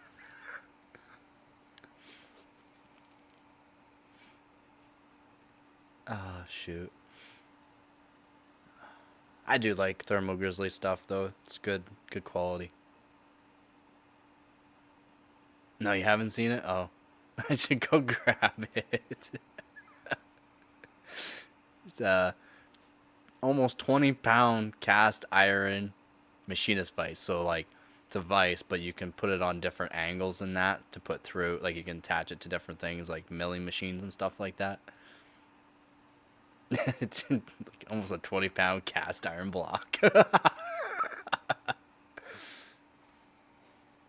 Getting rusty. I need to grease it up.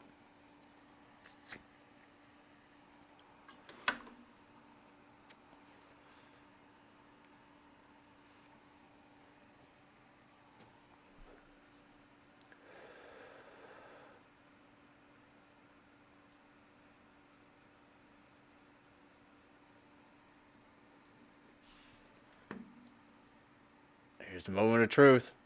Oh, I gotta run it again.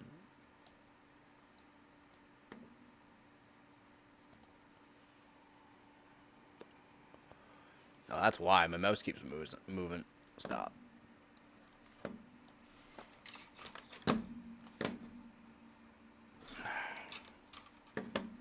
Stop doing that, mouse. Stop it.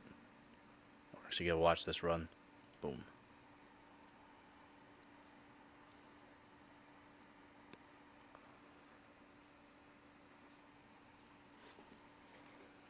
Yeah, I'll be right back. I'm actually gonna go grab it.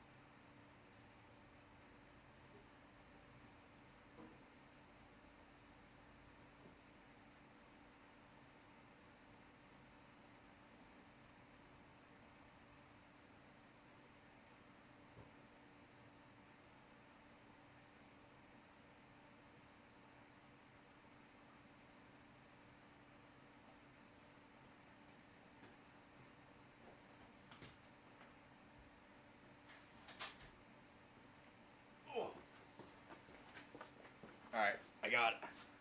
Probably hear it when I drop it on the table. Boom. Machinist vice. Oh, did I just move the mouse up?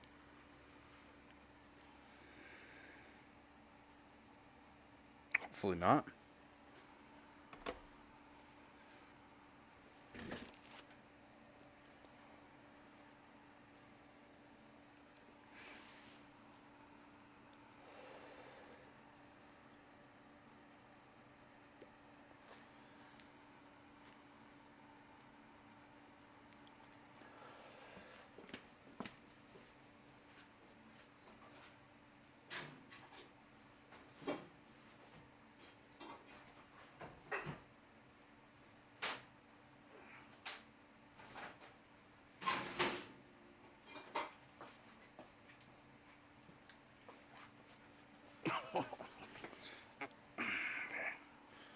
$139.90. Oh no, we did it. We did it. Hold on. Put it down. We did it, boys. Okay. Task manager.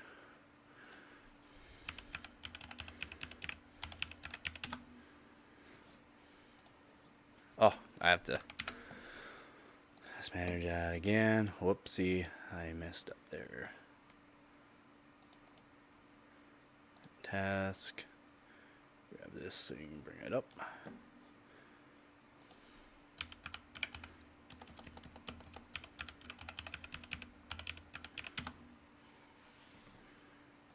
We did it. 139. Beating a 14900K by 2 seconds. Let's go. And he's running it at 6,800 megatransfers per second. I'm at 6,400. Let's go. That is called RAM overclocking. That's called knowing what you're doing. That's called professionalism right there. And I have to go back to here. Ooh, ooh, ooh, ooh, ooh, ooh. We did it. We did it, man. We did it. Took us 2 days. Only 2 days. And amazing. Okay. And memory. SPD is just for extra. Just shows a little more information for people to be like, damn, dog. Yep. And these aren't even the timings. I have these actually tighter. It's just it's broken. That's how good this is.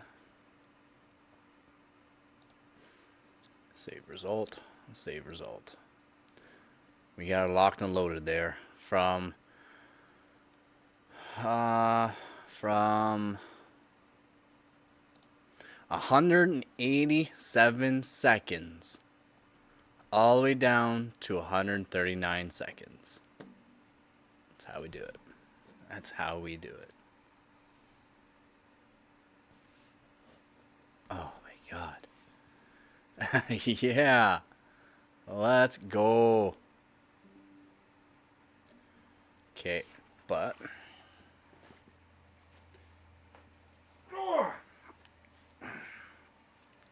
machinist voice. Well, number one. The one that I do most of the delidding on is just for angles and that, so you can put it on different angles and that. That's what I use for my delidding. It does need to be greased up, cleaned up. The dampness does kill it pretty hard, but as you can see, it's pretty rusted now. But it's got tape on it.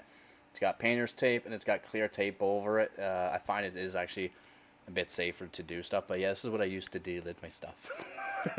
It works. It works really nice. I know you probably have to crank yours, right, with the thermal grizzly. This one here, it's like like my finger in that. It's very easy to delid them. Just like very little amount of heat to the actual IHS. That's all I have to do. But yeah, that's what I use to delid my stuff. It works. It works really good. No issues with it whatsoever.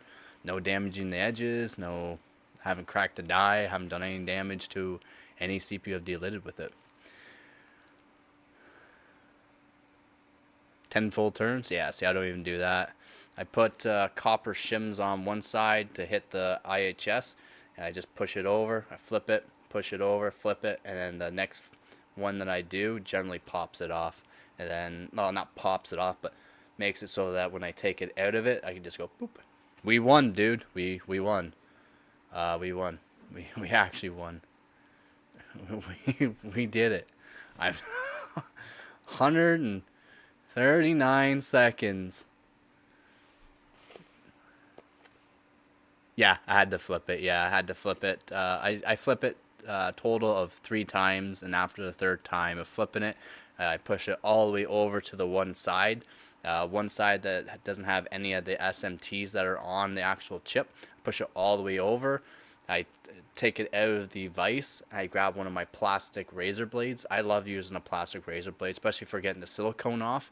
Like, you can put pressure on it. It doesn't damage the people call it plastic, but the CPUs are like epoxy layers, basically. It's epoxy. It is technically like a plastic epoxy, but it's epoxy. No scratching it, and go completely clean all the way around it. It's very nice. But I use plastic razor, just put it underneath the one corner. In one of my videos for deliding an X5570, I showed how I did it, and it's literally just exactly how I said it. And then I go, okay, well, I'll just do this, and then it should just go pop, and it pops right off. And then I took a hammer, titanium hammer, to the CPU, and then showed the architect. That's one of the videos that's my vices in. But yeah, we won. 139 seconds. I will show right now. I'll show right now what we're beating. We're beating the 14900K with memory that's at 6800 mega transfers per second. I'm at 48. He's at 6800 mega transfers per second. I'm at 6400 mega transfers per second. He has a 14900K S, and I have a 12600K. And we go down to tweaking. I will show this. It's like a rubber cement. Thermal Grizzly gives you a piece of acrylic to scrape. Oh, that's actually nice, dude. That's why I like Thermal Grizzly. Like, he thinks of everything for everybody. It's like he makes it as simple as possible. He makes really, really good high-end stuff. Thermal Grizzly, anyone that actually works with Thermal Grizzly, especially for sponsorships and that, I like Thermal Grizzly, so you should sponsor me. But yeah, here we go. Should be able to see now. POI Prime. We are first place. When I put up this score, we'll go down to 1 minute and 28 seconds, which is, but we don't need to. We are already beating Poland, that has 1 minute and 38 seconds. We just got to click on down here. Poland. Oh wait, Poland, 2 minutes 34 seconds. Poland, 2 minutes 21 seconds. So right here. Hopefully we can see that. Yep, you can see that right there. So Poland with his 14, or who is this guy? Adam 33K. He has a 14900K S. Using 8Ps only. It can only go to 5 gigahertz, right? So, but CL28, 42, 42, 32. He's using G-Skill Trident Z5. But he's at 6800 mega transfers per second. And his time is 2 minutes and 21 seconds. I am now at 2 minutes and 19 seconds. So I'm beating him by 2 seconds. I'm using a 12600K. He's using a 14900KS. Hello, my name is Mr. Thermal Grizzly. I want to sponsor. You don't even know how to spell sponsor. You're definitely not a sponsor. I want to sponsor you. That'd be awesome. Seriously, you know, maybe one day, right? That's why I'm trying to get like more of these CPUs, hardware, and that.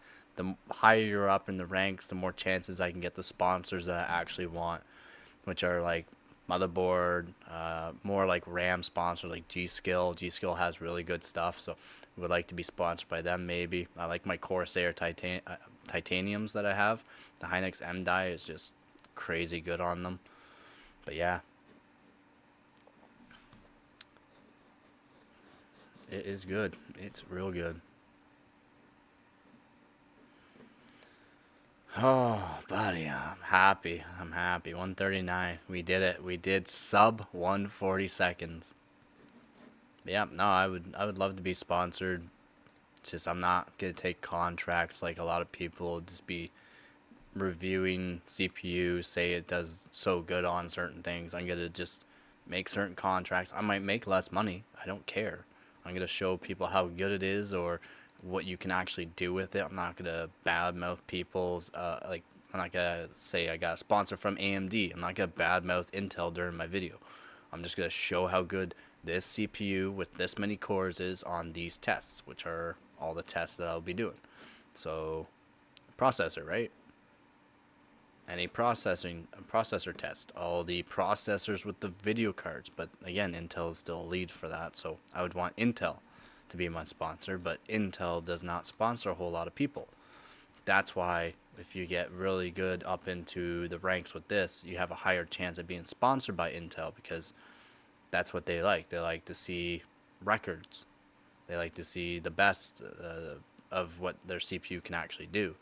And then let's say you start doing that, they get you giving them information too about what that CPU is doing. Like you can give them information about that CPU so that way they can tweak maybe their next generation or put in a new update for people that could actually help benefit them. That's what overclocking does too. That's why there's so many different variations of tests. There's old tests, there's new tests, so many things. That's why I love it. That's why I love doing overclocking. Always have. That's why I got more into it. Like I said, I used to be a 3D geek, and 3D Mark geek, and went from there.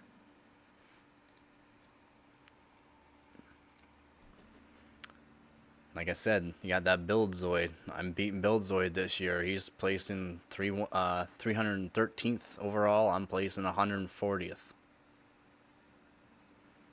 I like them to sponsor me. Well, Thermal Grizz would be like, now sponsoring. So go on these nuts. Yeah.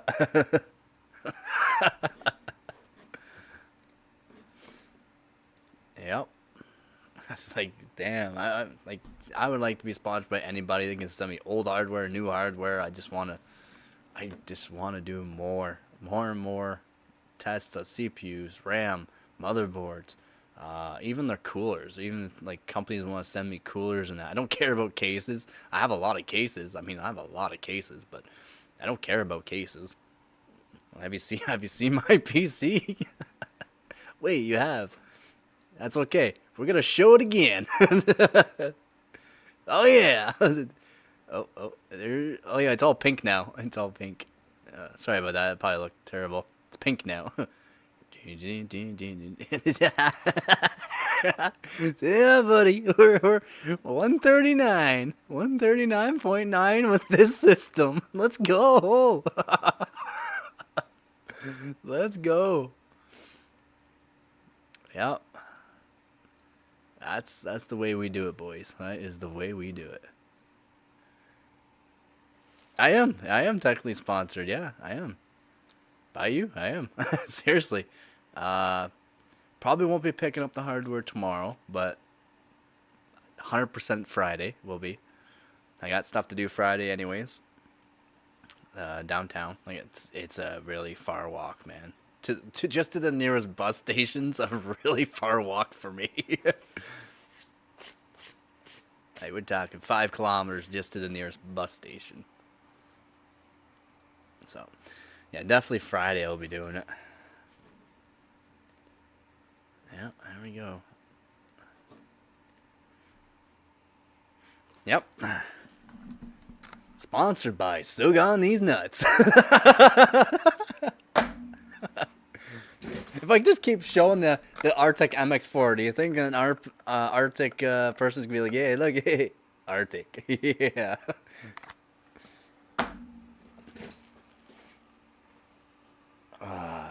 Same thing with the 13900K, man. Like, seriously, thank you. Your donation again helped me actually get that. I couldn't. As soon as I saw that price, it was literally half the price, not less than half the price from like literally 5 minutes after looking at it. It's like, man, maybe I'll look at it, the CPUs again, see if there's any deals, because sometimes there's just random deals. Boom, there's that random deal. Got the 13900K for the same price I paid for my 12600K. Absolutely crazy deal. Should be Friday or Monday I get it.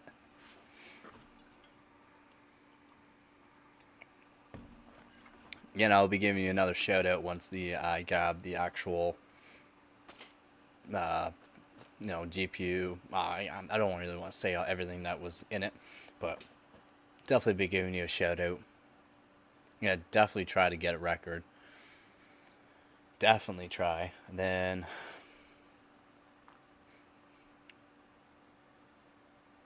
yeah, I should every time. Sponsored by Silgon These Nuts. Sponsored by Silgon These Nuts. Dave approved. Happy Dave approved. Cheaper because they're going to explode. No, definitely not, man. Definitely not. It said processor only, but from everything I'm reading, it might come in full box and everything. Which if it does, I'll be really happy, because then I'll have a silver coin, I'll have a gold coin. Awesome. Like, really awesome. I wish my 12900K box didn't get wet, though. It got wet, and then it, like, went all crappy. I just saved the coin out of it. My 13900KF is in it. Exploding these nuts.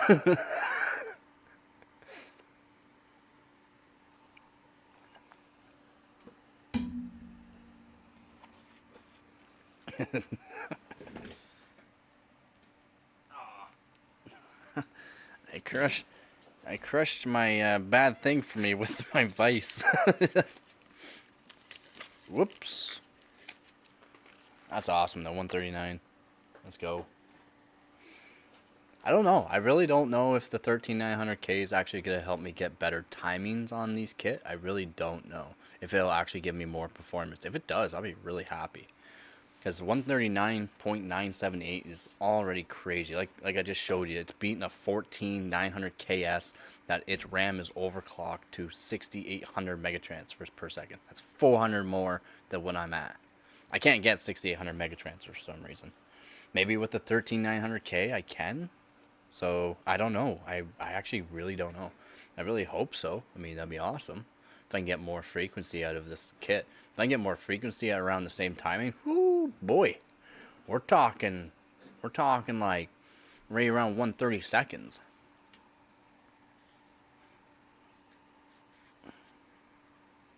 Which would be awesome, absolutely awesome, man.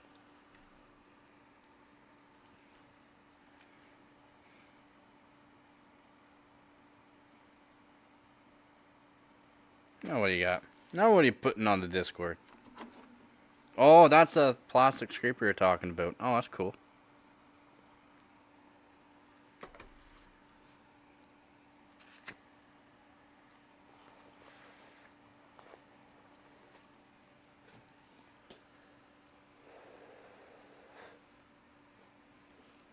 So I purchased a bunch of rain kits before, which I've told you the majority of them wouldn't work with my 13900K. But all of the RAM kits, RAM kits with the 13900K, but all of the RAM kits work with the 14900K? That's odd. That's just the XMP, right? I heard the performance of the 13900K and the 14900K are the same, but the overclocking, the RAM overclocking, the 14900K is better. I did hear that. They like helped out with the microcontroller or something.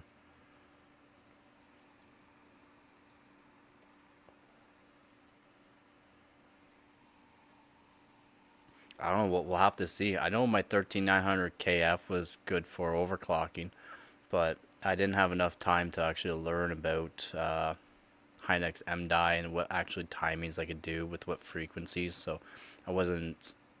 I definitely have way more RAM overclocking for DDR5 now underneath my belt where it will come into play for that. So I'm hoping that helps. Like I said, thousands of hours now just RAM overclocking, DDR5, not DDR3 or DDR4, like just DDR5. I mean, basically every single day after work for months, and then like every weekend strictly just RAM overclocking, trying this, trying that, trying different voltages, trying different settings, different RAM settings you can put in, different SPD values, everything. I mean, absolutely everything I can think of. And then yeah, and then I only had a few months to actually use my 13900K until I broke it, and that was a sad, sad day.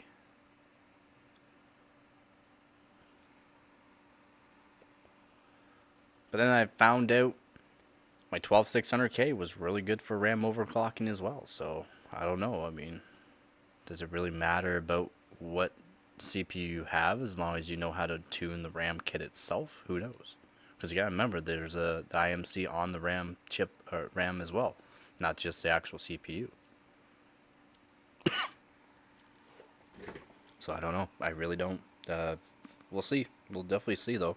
Then I will be putting in my Windows 10 Pro, like I said, which, like I said, certain Windows 10 for Cinebench, especially Cinebench, there's a certain Windows 10 Pro, like a certain one that you can use. It's will give you like 2,000 more points than everyone else.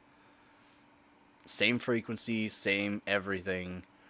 Will give you 2,000 more points though if you use a certain Windows 10, which is just crazy good.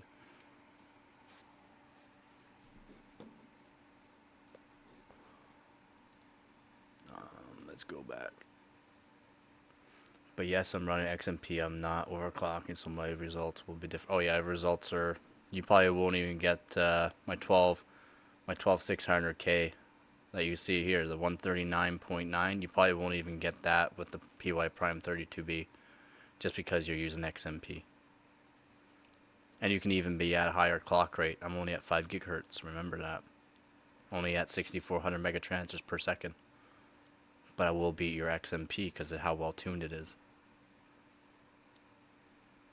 I've already done all the tests. I have lots of videos out there of XMP as well, or just like low RAM frequency versus high, or well tuned for RAM frequency versus XMP.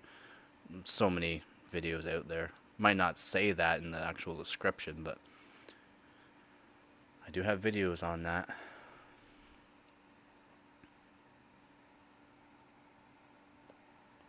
Should probably make newer videos for that too, though. But showing like actual RAM tuning overclocking, because these are like people will be like, "Oh, did you watch Build Zoi's videos and that?" No, sorry. Like it doesn't matter what someone else is saying. Your hardware is different. Your motherboard will be different. Your RAM kit will not be the same kind of RAM kit, even though it is an A die or an M die. It will not be the same. It will not overclock the same. The tuning will not be the same. The voltages will not be the same. You can't just use what he's saying. You cannot just use what someone else is saying. You got to do your own work. So I did my own work. And guess what? My scores beat his scores. And I'm cool with that. Why do you think I am placing way higher this year than he is? Because he's slacking. My PI Prime doing with XP was 148. Yeah. So my scores from yesterday. So my scores from one of my worst scores from yesterday.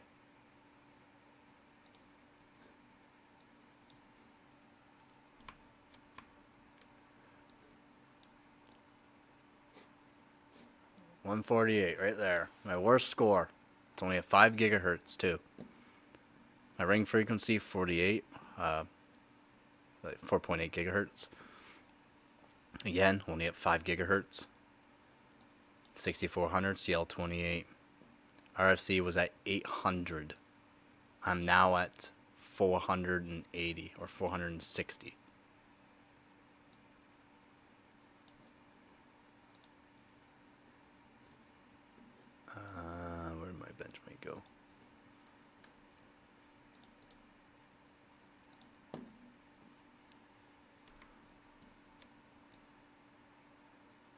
480.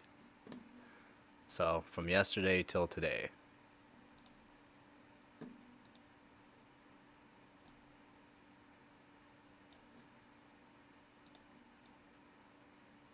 There you go.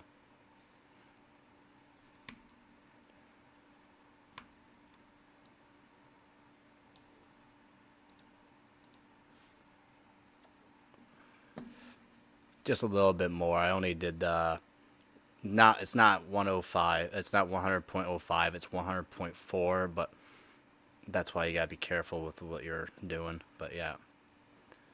So again, 5 gigahertz, CL28, but RFC of 800, RFC of 480, 36, 36, 28, 44, 44, 32.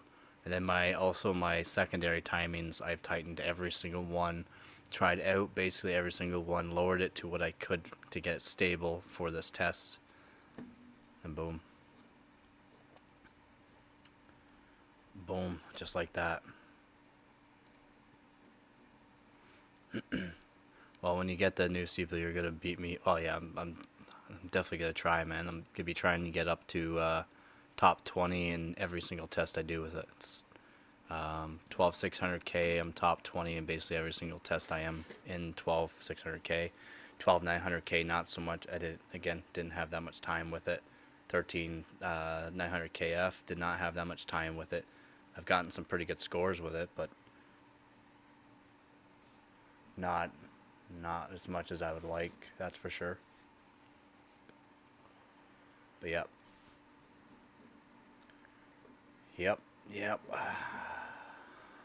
I'm very happy with 139 there. That's almost literally 10 seconds off from my best score a couple days ago. I started off at 180 seconds. So what I like to do is start off on stock clocks and see what happens.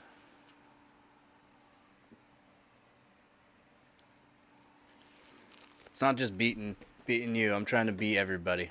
That's my goal, is try to be, number one. And to be number one on this stuff, I mean, good luck more or less, but seriously, that's what I'm trying to do.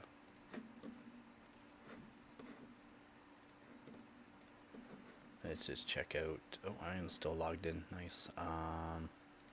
Just gotta check over my 13900KF here.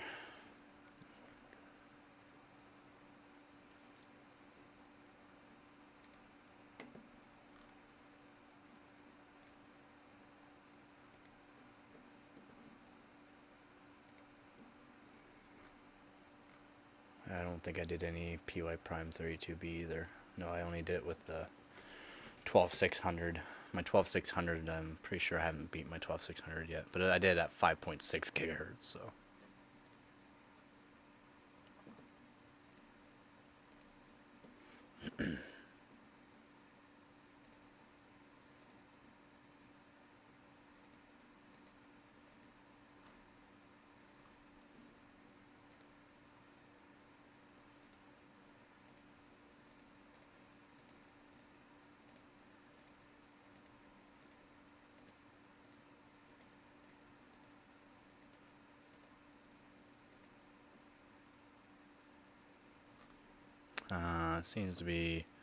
Seems like hardware bot's a little broken right now.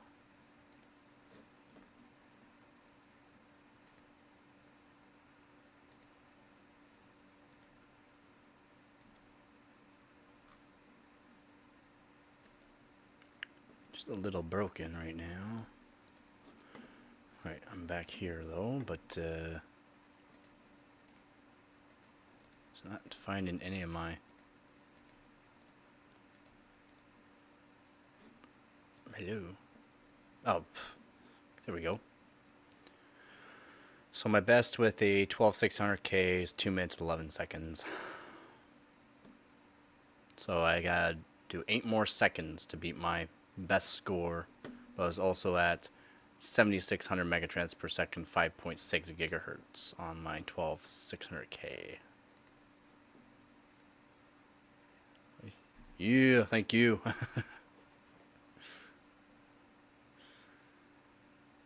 Number 2 in my book. Yeah, I'm gonna keep hating on Mac, man. Definitely will keep hating on Mac.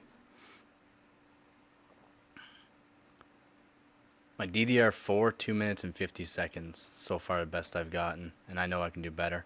Because I can do better frequency than 4000. Especially with a better motherboard. Ooh, be awesome. Yeah, should still be first place for my league. First place for my league still. 100 points more than the second place, so doesn't look like I'm gonna change my position there. For all leagues, I'm in 5th, and I think I can get up into 4th by the end of the year. With the 13900K, I should be able to. Should get into 4th. I don't. Salty Croissant's just too good. I won't get 1st overall for Canada, but I'm gonna try to get 4th. I don't know if I can get 3rd. If I can get 3rd, I'll be really happy, but I'm gonna try to get 4th at least by the end of the year. At least, right? Let's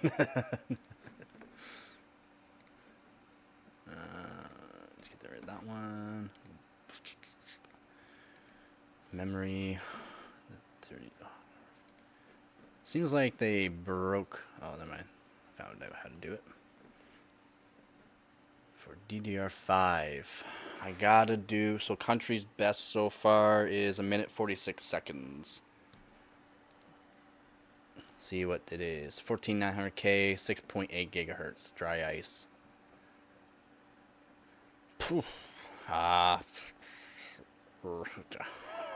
Oh my god. Memory frequency of 9600. Am I reading that correct? Oh, wrong one here. Oh no.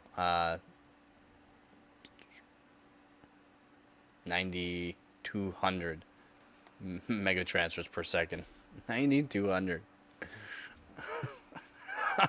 Yeah, Exaberry. That's. I'm pretty sure that's why he's in first place for this competition right now. He's got crazy good memory score. Crazy good. And I do want to see his score again. Exaberry's 2 minutes and 9 seconds. Yeah, Exaberry. Yeah, he did it at 7600 mega transfer CL28, 13900 KS, 5 gigahertz. 7600. He's using A die. So again, like he's first place for Canada. I'm second place for Canada with the Hynix M die. He's using A die, which is perfect. Absolutely perfect that he has Hynix A die. Happy about that. He's French Canadian. He's French Canadian, so he participates for Canada for competition. He participates for the team he's in, which is Team WEG, which is the best overclocking team there is. They win every single year for Team Cup. And then you also got Tractor. Tractor is one that I like to go against as well for the 3070 Ti. And a couple other things because he uses Trident Z Royals. He gets multiple KF variants of CPUs, and the KF variants are really good for overclocking.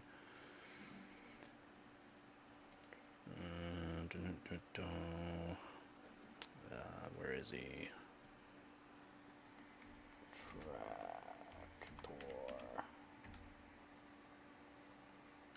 Oh, I spelled tractor wrong. It's Tractor.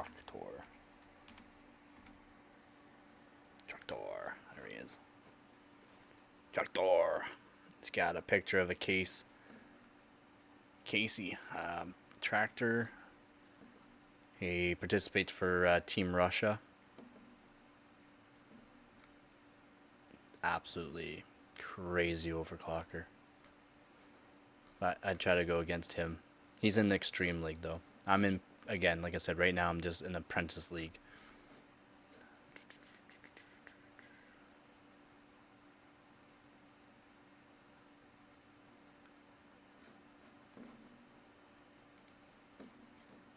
Yeah. So you got enthusiasts. Actually, I'm gonna go over all the. Apparently, I logged out.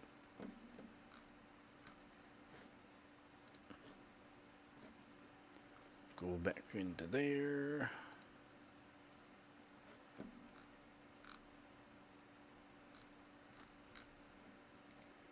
So you got rookie, like beginner. You got novice, you got enthusiast, and then you got apprentice. After apprentice, you're going into dry ice, which is extreme.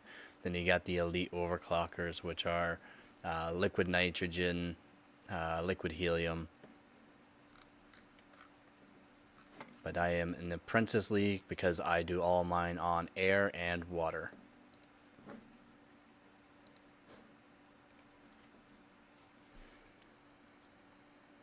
I've been monitoring temps on my direct dye 30K. It's constantly 10 degrees over ambient at 35C and 24C in my house. That's awesome.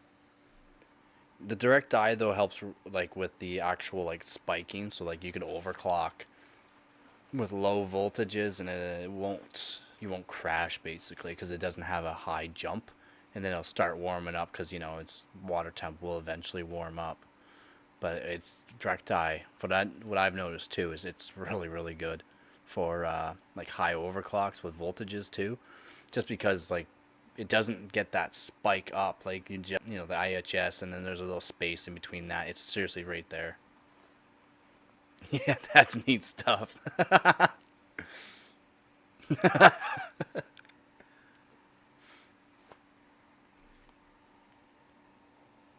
It's just been a, I'm not gonna lie, like I knew doing the streaming while doing overclocking the views were gonna go down, but I didn't think they were gonna go down this much, to be honest. I know it's not exactly for everybody, it's kind of boring, so I kind of figured, and I lost a subscriber. Damn. But yeah, I knew it was gonna be boring for a lot of people. It's okay though. It is okay.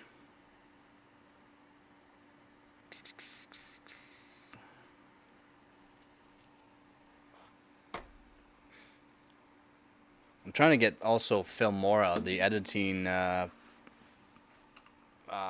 thing I use.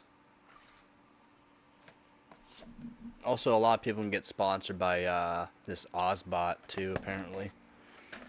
But I also like to be, you know, sponsored by EVGA. So I like EVGA. Yeah, they are. They are missing out. They're missing out on getting the sub 140 seconds. They're missing out on the 12600K beating out 14900KSs. There, like I said, there is one AMD so far that's in this.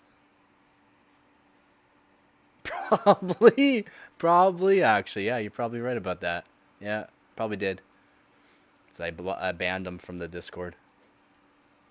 Apparently he was typing in too. He was typing in. I was like, ban. And I just saw the typing, and all of a sudden the typing stopped. It's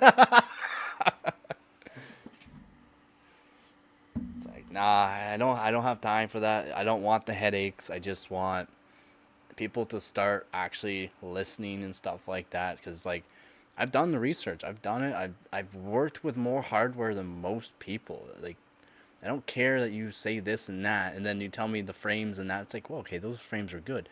They're not what I'm seeing. Oh, that's right, because you're doing it at 720p, no MSA, low settings. That's why you're getting the frames you're getting.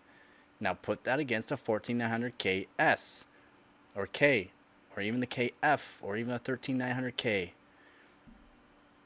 Guess what? You'll get the same, and the lows won't be as low. You'll have probably a low of 350 to a low of 400, not the low of 270 frames that he was getting. That's what I don't get about people. It's like, just because you think you have the best in that doesn't mean you have the best. Just because somebody that's a creator that got sponsors says it's really good for something does not mean it's actually the best. Again, if they went after the actual test that they did previously and not keep changing all these tests around just to make AMD look good or to make a certain product look good. That's why LTT is kind of odd too, because he says one thing and then next week, oh, we're using this now. Next week later, oh, that's no good no more. This is better. Well, he'll sponsor that video. He'll sponsor the other video, and he sponsored this video. What do you think he's going to say? You cannot say bad things about the sponsor. You're allowed in the contract to say one bad thing about... Sorry about that. Hart's going to say something about that. You're allowed to say one bad thing. It's generally by the end of the video. If you watch all the videos, it's usually at the end that it's the bad. Because they cannot say it. No, they can, but I mean, it has to be at near the end of the video, because most people, retention value of these videos is only at the beginning. They don't retention value to the end of the video. If you look at your statistics of actual YouTube and analysis and that, I go through all mine. That's why I send it on Discord too, about, you know, where most of my viewers are coming from and how I'm getting people from Poland and from South Africa. I'm getting people from South Africa watching my videos. That's crazy, man. Yeah, I appreciate AMD. If it wasn't for AMD, there wouldn't be competition. Yeah, Intel wouldn't. And I've said this in the video, like, I hope Intel does not go downhill too far, because AMD's going to get a big head. What will happen? AMD is already starting to get a big head. The prices of CPUs have gone up, which has put their price to performance down. Still better than Intel, but since Intel's 13Ks, 13 gens and 14 gens values have gone down so much, I don't know if you can put the price to performance as greatly of a difference now. Like, now it's around the same because of how cheap everything's selling for Intel. And Intel just wants to get, you know, some money back, even though it wasn't all Intel's fault. It was the motherboard manufacturers again. And I wish I knew more about the motherboard manufacturers doing this as well. How are we supposed to know that they were actually putting in these values? I was saying that they were hitting the 500 amp 1.6 volt, which is a different parameter that are in Intel i9 series CPUs. I didn't really clue in that, oh wait, that's for manually overclocking. That's for extreme enthusiasts like I am. Like, that didn't click enough for me. I knew there's something wrong with the motherboard manufacturers, but I didn't want to keep saying it was just motherboard manufacturers. But turns out they were doing a lot to Intel CPUs, and Intel took too long to figure it out themselves. So they ate the warranty, they ate the hate, and now they're gonna implement this new procedure into the new CPUs, and they have. It's great. And yeah, you're right. There has to be competition, so that way we can keep thriving to get better performance out of our product, out of the products that they're selling. If not, everything would have been stuck back around the Athlon era, or the FX, or the FX era, where they tried, they tried with those bulldozer series.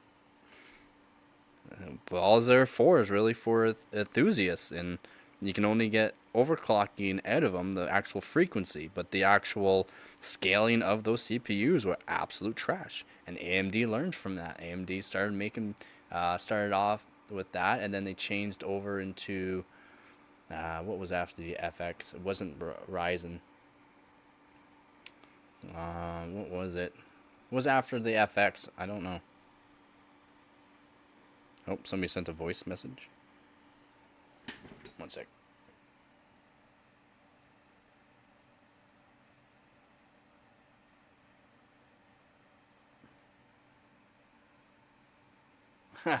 Frosty. Fancy. A nice fancy piece of acrylic you got there. Yeah, no, I mean, there's gotta be competition. That's the only way we advance with things, like our phones, like our computers, like our cars. Like, that's the way things work. That's why I got so many different manufacturers in that, and then a lot of people don't realize there's other manufacturers that deal with other manufacturers that will produce what these manufacturers want.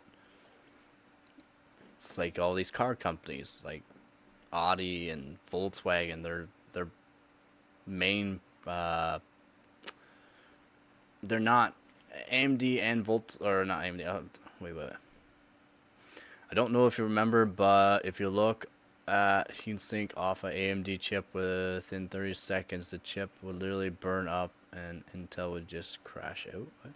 I don't know if you remember, but if you took a heatsink off an AMD chip within 30 seconds, the chip would literally burn up and Intel. Yeah, because do you believe those were the FXs?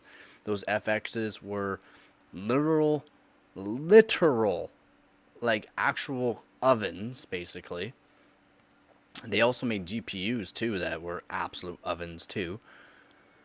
But yeah, those were the FXs. They were you can overclock the snot out of them. They scaled like absolute garbage. So like you can overclock them easily to 5 gigahertz back in the day. Back in the day on air, you could easily. I got mine up to 6 gigahertz on air before I fried through my motherboard. Like literally fried my motherboard like right through it. My motherboard is literally black because of it.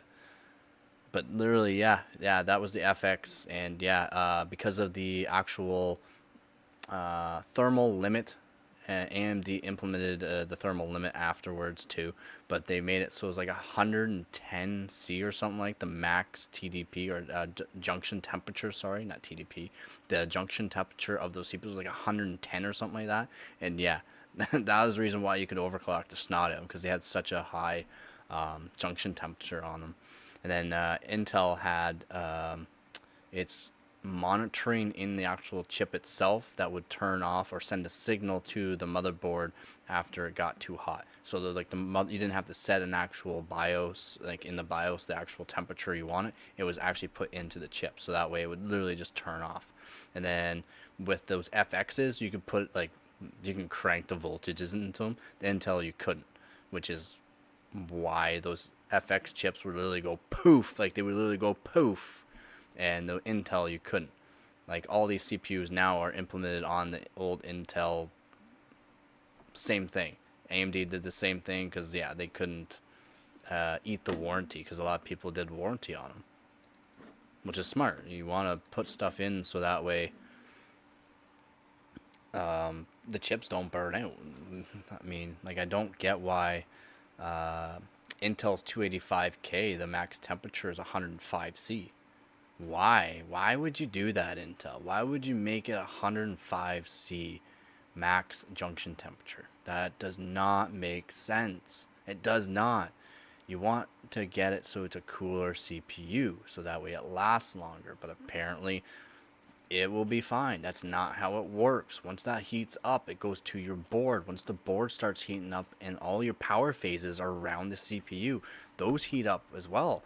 If all those heat up at the same time, you're frying a motherboard. Maybe they did it to mess these motherboard manufacturers up because they messed up their CPU. So they just said, we'll just put it up to 105 and we'll see what happens to these motherboards. Yeah. Like, geez, man. A lot of people don't realize you get instability as you use them. These gamers are going to want to use these CPUs, and your motherboard's going to be screaming, absolutely screaming because of these temperatures. And I looked at the temperatures of the 9800 XTD. It makes sense because they have heat issues with them. So like if they go over a certain temperature, they have issues. Free bass in the motherboard. Yeah. Seriously, like, I don't know. Maybe Intel just put the junction temperature up on them from the 100C to the 105 just because.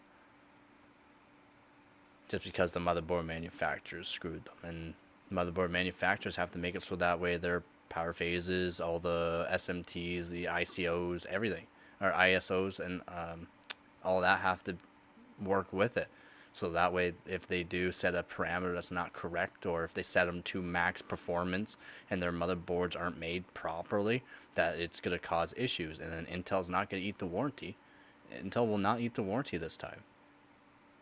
They did it. They already ate the warranty. They ate all the hate.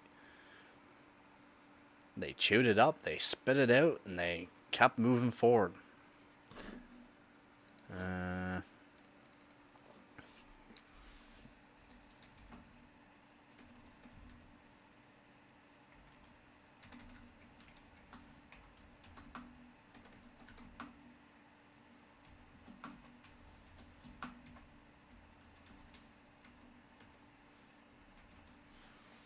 Oh, sorry about that.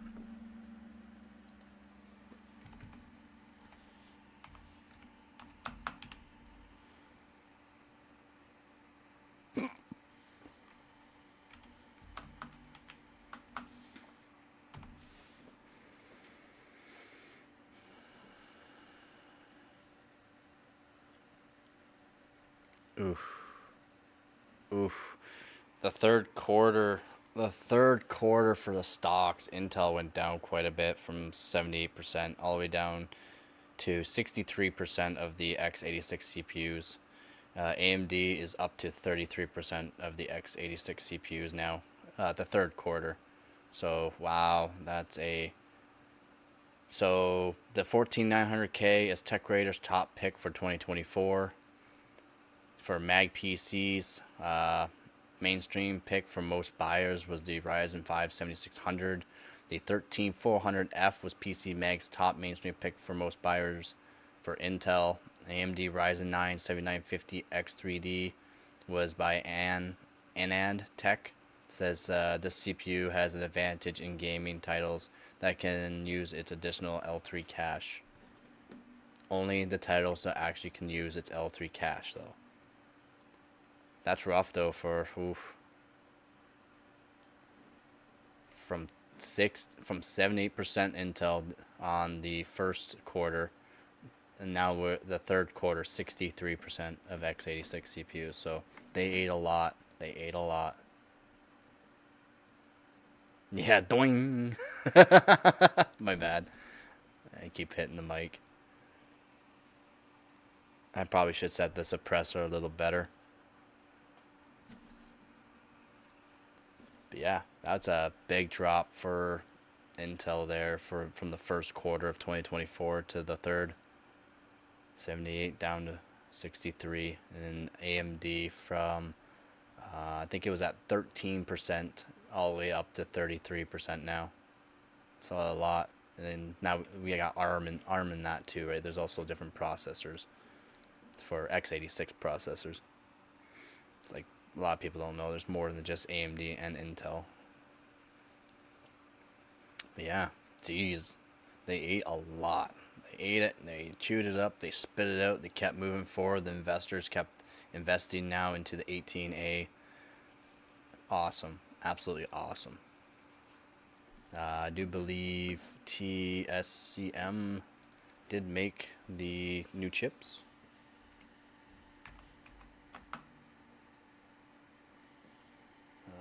New CPU.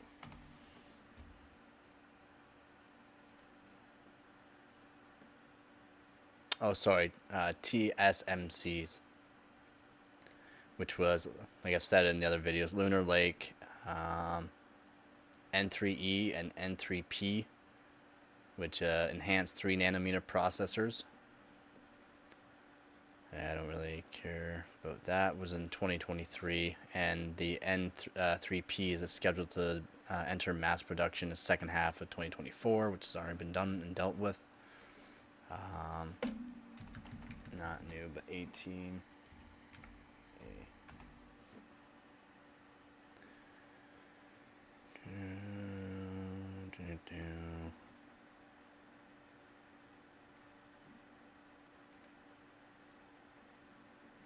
So the 18A equivalent for the TSMC was the N2 node.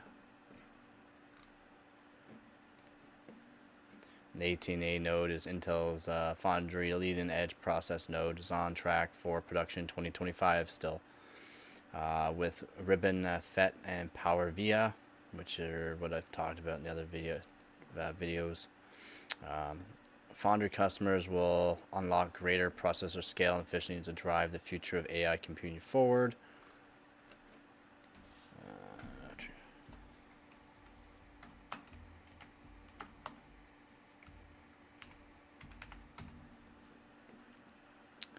And yeah, the Intel 18A is 1.8 nanometer. It is very small. I wonder how well that's going to help. I don't think getting smaller technically is going to help.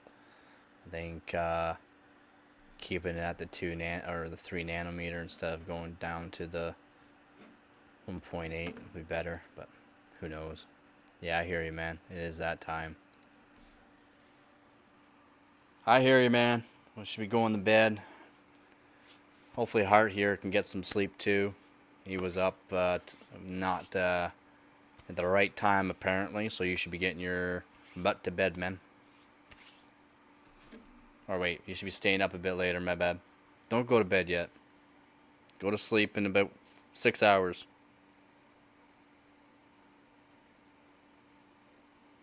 I think I got that right. Alright, take her easy. But yeah, I think I'm going to call that too. I mean, 139.9 seconds. We did it. It's all that matters to me. No. I have to be up 10 hours. Really? Wow.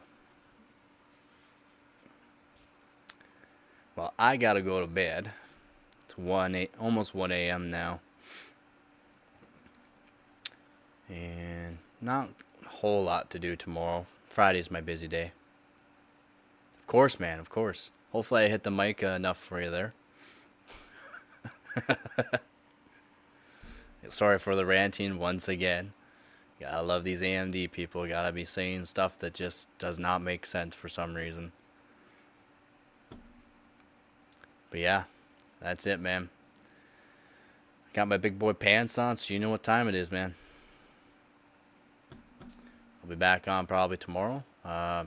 Maybe throughout the day, who knows. But you should be sleeping by then, hopefully. Alright. Thank you to all my subscribers. Thank you to all my viewers. Yeah, let's do a mic drop.